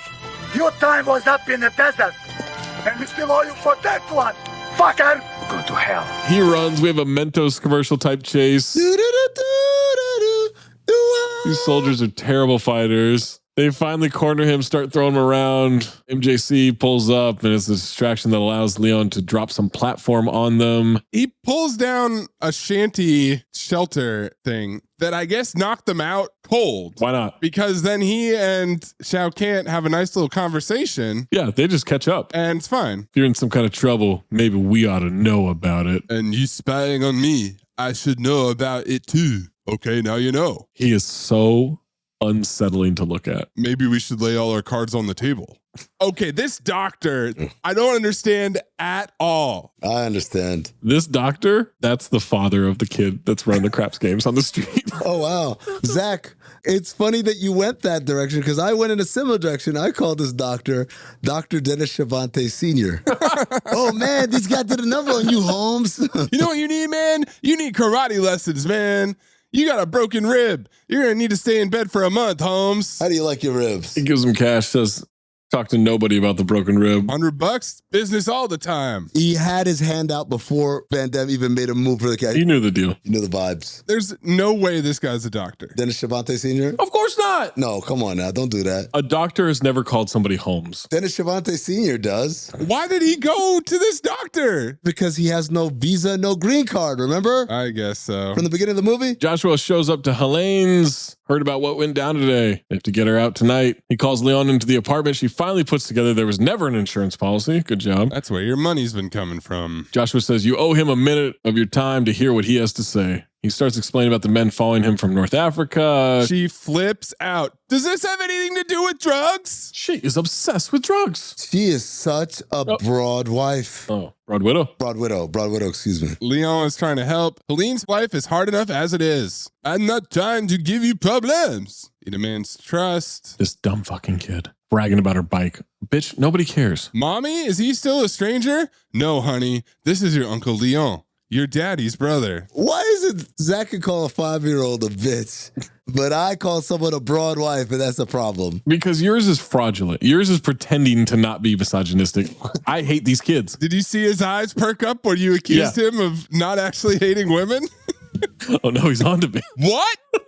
I knew you weren't really a stranger. Gives him a kiss on the cheek and he picks her up. She breaks the fourth wall. Another child in this movie looks right in the camera. Now Cynthia and Shao Kant are grinding tape. They're watching Attila fight. Oh, man. This is what I noticed. Attila looks like John Travolta has been injecting HGH and Rogaine into his body every hour on the hour for 10 years. He also looks ass off. Just gonna throw this out there. He looks exactly like John Travolta. Thought he looked like a smaller Andre the Giant. Yeah, me too. I can see that. Yeah, that's not bad. I thought he was Andre the Giant for a second. Then I realized I don't remember anybody from the opening credits, so it couldn't be Andre the Giant. It's not some bum that grabbed off the street, likes to toy with his opponents, give them hope, then he tears them apart. Did he just tear this guy's taint in the video? He sure did. Yes, he ripped his groin. Oh my God.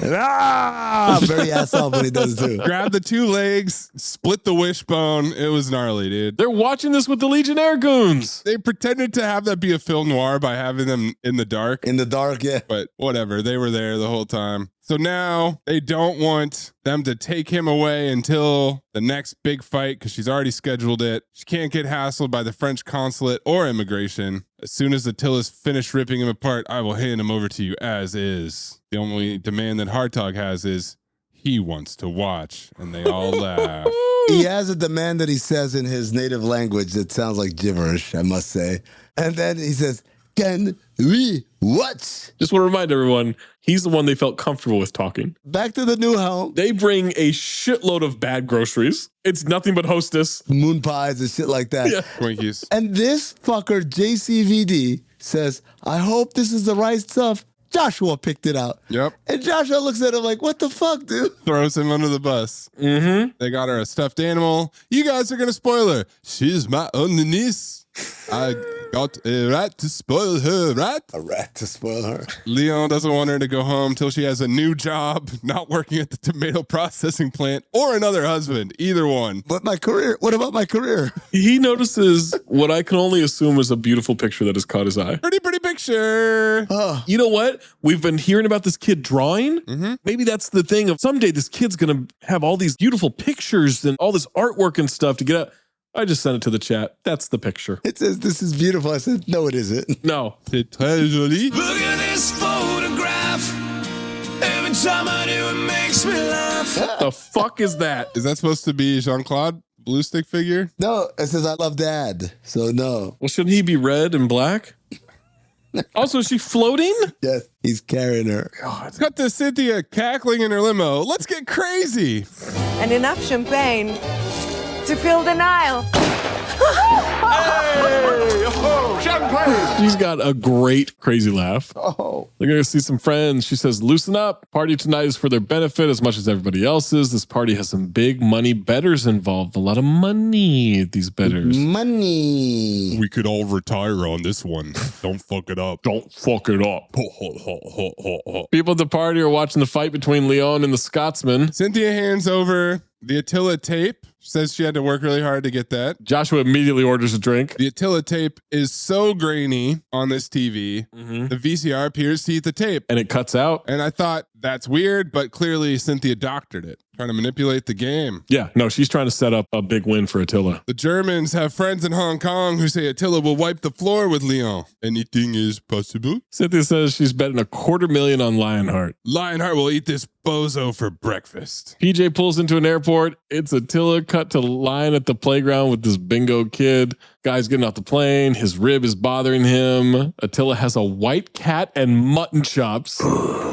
How do you know his rib is bothering him? Oh, because he's spinning that little merry-go-round thing, and then he has to stop him. Like, This bingo kid does not know how to feed geese. Those are ducks. Quack Attack is back, Jack! They're white. Big white ducks. Whoa. You and I are right next to each other. We skipped the line where Joshua walks in and he says, I'll have a gin and tonic with a twist of lime. And the guy asks him, did you have a pleasant journey here? And he says, nah, man.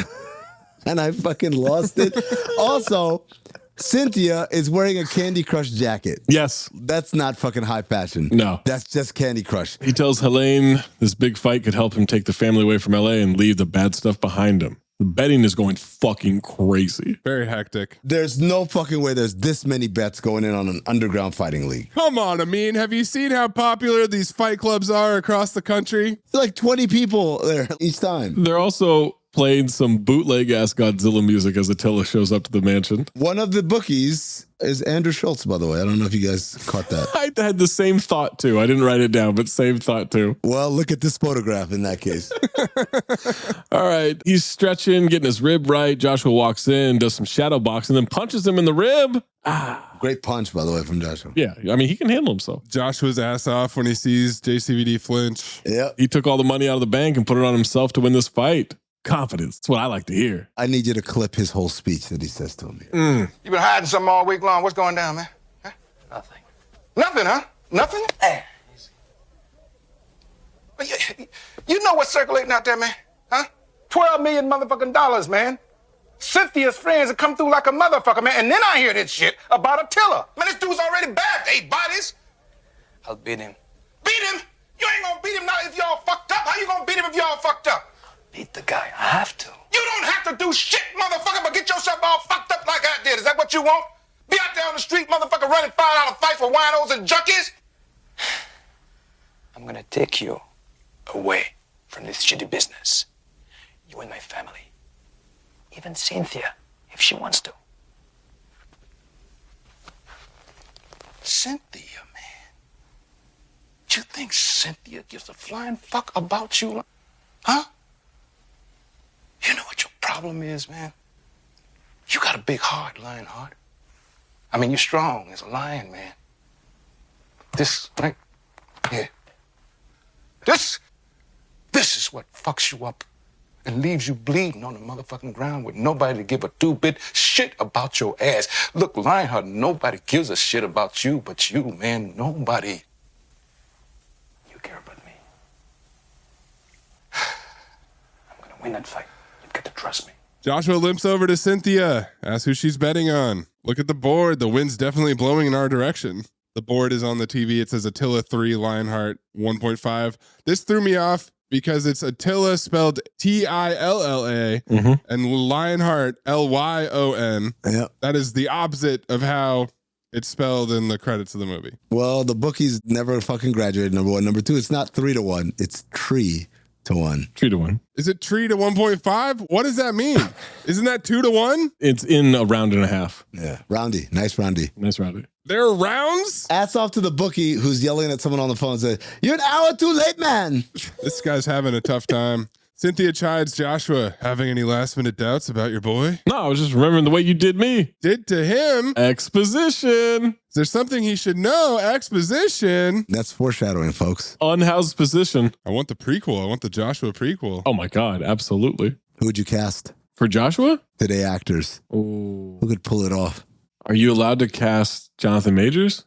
Yes. That's not the ally I want there. That's not the confirmation I need. You're allowed to cast him. I don't know if you'll get the movie made. He wants to know, is there anything I should know about Attila? Is there anything I should know about Lion? No, he's going to stomp that dude in the ground, send him home in a little box. She says, well, there's the desk. You got 5 minutes to place your bet. Maybe Louis Pinnock for this guy taking the bets. I don't know. Bingo Kid's back with the bomb. Better ask Joshua again who he's betting. 1 minute to post. He's having a real crisis here. Leon's really going to fight in jeans with this belt on, huh? Oh, let me tell you guys right now, this scene right here, this tracking shot as they come in from inside the house and they're walking. Cinema. And that fire-ass music is playing. Cinema. Go ahead and lock me in for that file, baby. Right there. He and Joshua walking in. Everyone's cheering. Legionnaire goons are there. It's a cool-ass walk, too, man. Yeah. They're walking through the garden. They walk in, and now everybody's there. There's guys in tuxedos and shit. He stares down Cynthia. MJC's mangled, melted bingo face as Leon's face shows he's totally psyched out. Attila walks in. Everybody cheers. We get a stare down between the two fighters. The crowd oohs, again, like it's Family Matters with Harriet going out for the night as he takes his jacket off. He's fighting in dress slacks? They're both wearing belts. He's got suit pants. What? And hard bottom shoes. Oh, yeah, of course. It's a classy fight. Dark and deadly, it's a silent kill. It's never easy when you know that it's for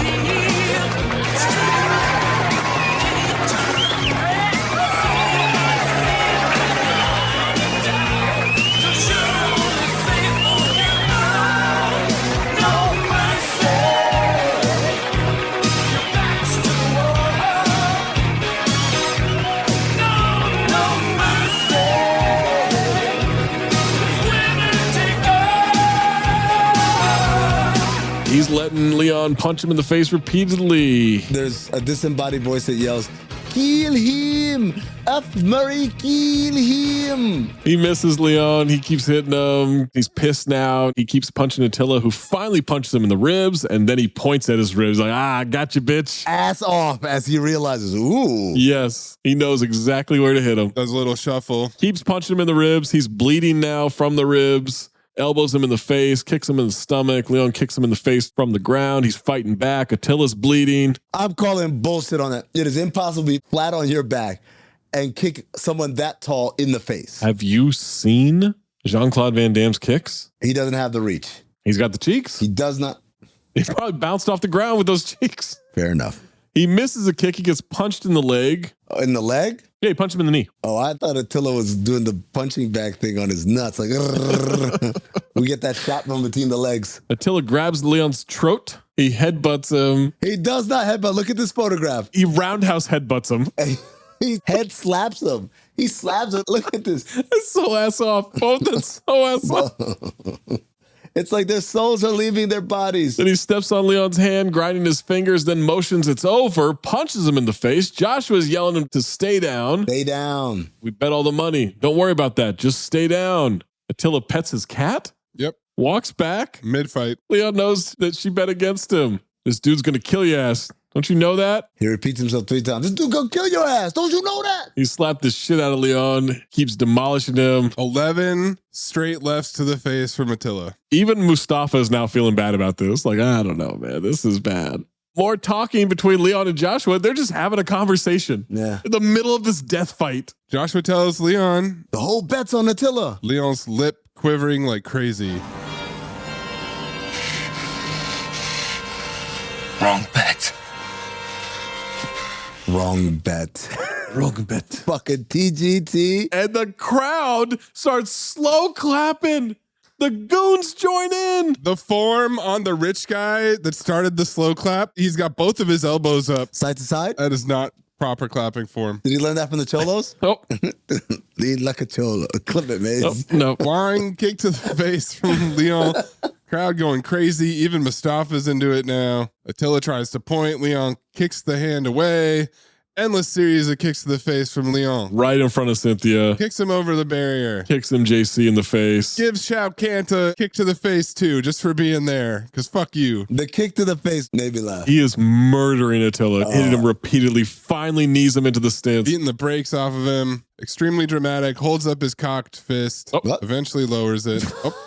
It was a tough pause there. Cocked.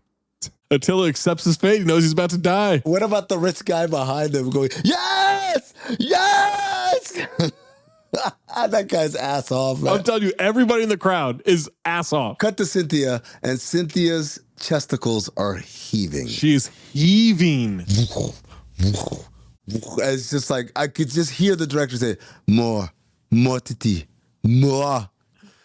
He won't hit him. The goons help him back over the railing. One goon says, great fight, Leon. Mustafa. Family going to be okay now. Time to go home. The rich fucks make fun of Cynthia, laughing in her face for the advice. They're roasting her ass. Roasting her. Cynthia trying to run away and get in the car, but the driveway is fully blocked her in. That was great. The house won't let Cynthia leave because of her unresolved marker. We hear on the walkie, if you find that bitch, don't let her off the premises.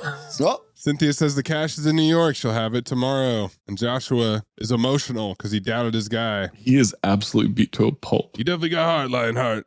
Don't lose it because you'll never get it back. Shout out to Joshua getting emotional. Like, he's been the funny guy the whole movie. Them eyes was actually crying, man. He didn't need no fucking drops like fucking Van Damme did earlier. That guy cried. This dumb kid. So he walks in the house. He's bleeding profusely still. Everywhere. This kid looks at her uncle, bloodied, battered, beaten. We're all ready to go.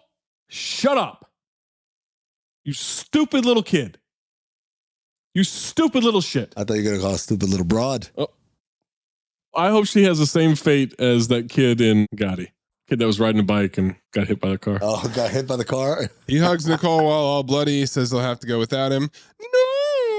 Oh my God, she starts Stephen Baldwining. You have to go with us. You have to. It's not fair. It's not fair. The goons can hear her. He's trying to give her a life lesson about life not being fair. I know. Life is not too fair.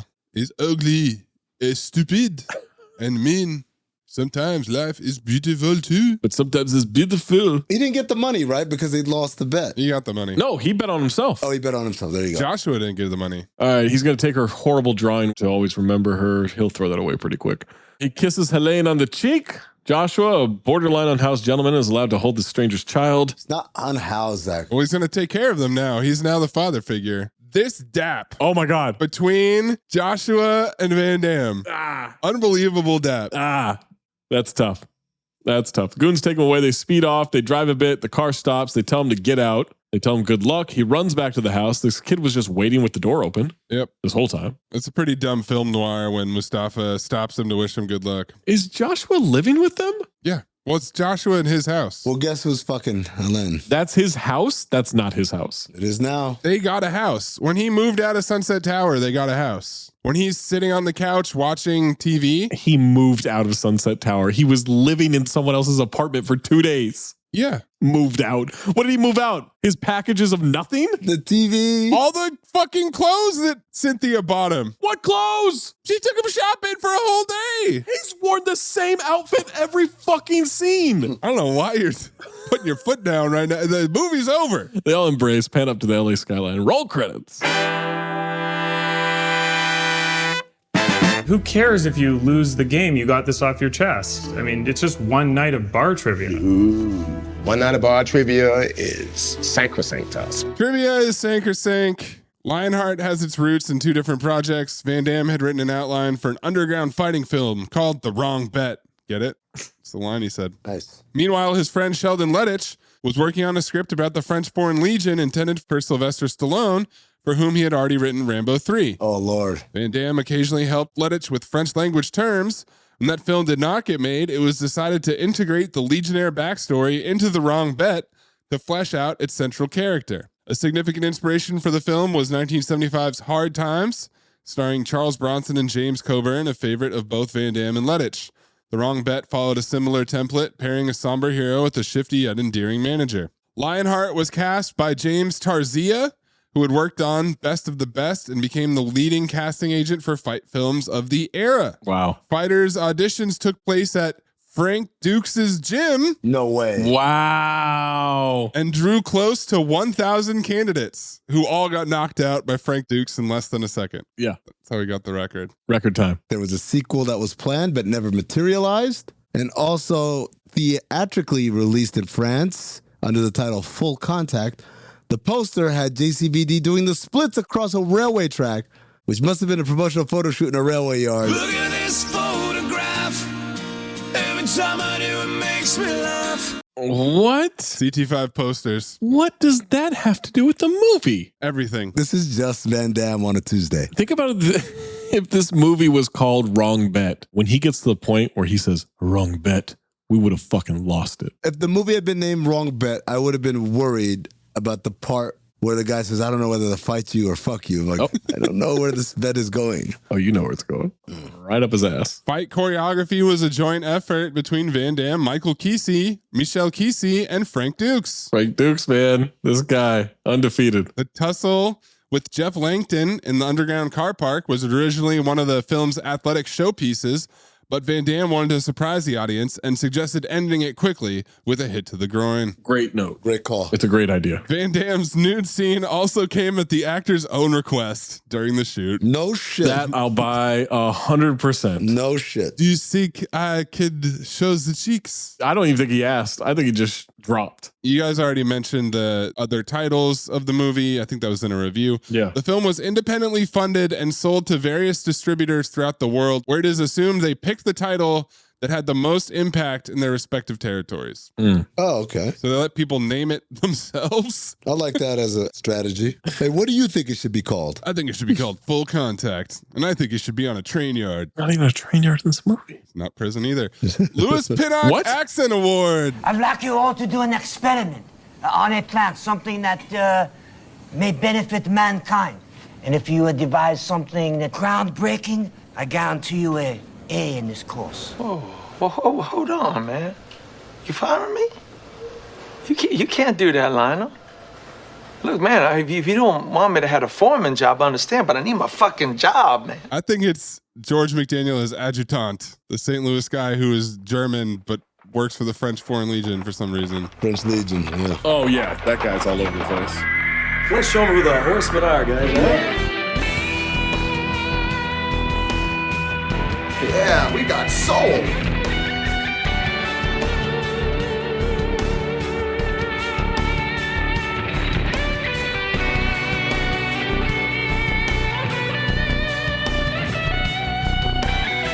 Five Horsemen at Fight Club, hooting and hollering, and butchering English.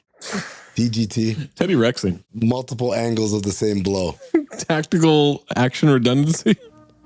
Tar. You want to call it instant replay? Yeah, let's call it instant replay. I like that. Breathe in through nose, out the mouth. Ass on, ass off. Teddy Rex, Moosey Teddy Rex. Teddy Rex, Moosey Teddy Rex. Ass on, fuck it, ass off. Ass on, fuck it, ass off. Michael Biehn Memorial Ass On Award. MJC. Literally could be just about everybody, but what? Everyone's so good in this movie. Brian Thompson as Russell Shawkant. He's got it. Carl Weathers Memorial Ass Off Award. Harrison Page is Joshua Eldridge. If he wasn't so good in this movie, I would make a real push for fighting crowds, but he's so incredible. It's not really a competition here. He jumped off the screen. He's great. Every scene with him was better. Yeah, he's so good. Are you good at keeping secrets? Absolutely. Because I've got a present for you. Secret present outside by the dumpster. Is it a baseball mitt? To fit you like a baseball mitt, like a glove. I hope. Golden Dumpster nominees: Leather Vest, Dick Punch, and Groan. Joshua using a payphone with the cord wrapped around a guy's neck. The Scotsman fight. The racquetball fight with White Power Bill. The pool fight. Joshua's limp. The Attila fight. What else you got? Golden dumpsters that the unhoused gentlemen in New York City were eating out of when JCVD first gets to town. Were they eating out of it? They were diving for sure. One guy dove out after he dove in. What the fuck is Leon? Lion! The disembodied voice say, kick his lion ass. You don't look sick to me, baby. This is Joshua being horny. Horny. I'll do it. Well, finally. I mean, I'll fight. Oh. And finally, my pick. Guy hands the bill to Joshua. Joshua nods over to JCVD and says, hey, man, thank you. Thank you very much for that. I'll get you back in L.A. The foisting of the bill. That's my pick. Mine's got to be the head whip. No. That was my close second. It's the entrance out of that delivery truck when they're trying to get the payphone. I mean, I fucking lost it when he pops out of there. He leads Swole Train over to them. Swole Train. That's offensive, man. What? You said it was fine. I would say don't do these jokes around other black people, man. Well, of course. Just you and Waz. Miles Brown, too. And the listeners. I'll go with Joshua using a payphone with the cord wrapped around a guy's neck. Oh man, that's so funny. Because I was going to do his limp, but I'm just going to chalk that up to ass off. Yeah, that's ass off. I loved him limping through this whole fucking movie. Much like Denzel shuffling, I hope there was no direction. He just decided my character has a limp. He just did it, yeah. Well, Zach, you picked it, motherfucker. Motherfucker. I like that. Cobra File. It's a file. I fucking love JCVD. I love JCVD fighting movies. I love everything in this movie. It's so fucking great. It's so funny. The fights are really good, and there's a lot of them. We don't go that much in between fights. There's always an action scene like 8 minutes out. Well, there's just a lot from this movie. Other than the 50 minutes in between, we discover him in Djibouti and then his actual first fight. No, what are you talking about? He fights immediately. After Djibouti? After Djibouti, makes a phone call. He fights the black guy. Oh, yeah. Under the bridge. He fights every 9 minutes in this movie. Okay. It's an easy file. I love this movie. I already dropped mine. You guys already know. It's a file, man. It's so good. Hey, man. It's a file. I wish I'd watched it on Pluto TV. Fuck, that would have been so amazing. It's available there. It's on it. Maze. This was by far the most boring of all the Jean-Claude Van Damme movies we've watched. Oh my God. You got to stop doing this, man. Plotline was paper thin. It dragged ass. Dragged? I flew through this movie. Ass. The plot didn't lift off until almost an hour in. He got to Djibouti and it's already there. All the acting outside of Joshua was terrible. No. The plot was bad, man. It's, you know what you he's need doing. an easier way to have Jean-Claude fight. You said the acting outside of look at these motherfuckers, man. Who are they? The great actors. That's who they are. Mm-hmm. Crowd reaction shots is supposed to sway me and make this a good movie. I'm impressed by the underground fight club scene. I'm blown away at how popular and lucrative it is to have underground fight clubs all over. It's how rich people get off, man. It's betting. It's gambling. Get off. I've enjoyed most of the Jean-Claude Van Damme movies we've done. They've had other things that made it enjoyable. This was not enjoyable. It's a phobe. Look at the existential crisis. Yes, I've seen all the photographs that you've sent. Or do I fuck them? Yes, I know. Try not to be Maze and send us your honest depictions of this with your phobe file, your golden dumpster, your ass on, ass off, your 5 horsemen, plot lift off, Louis Pinnock, all the awards at Talk Hoops, at Darth Amin, at Court Puzzle, at Count the Dings, at Cinephobe Pod, or drop in the Discord from patreon.com/Count the Dings. Leo! You're talking out of Djibouti. Next time we make love, you introduce me to Jade.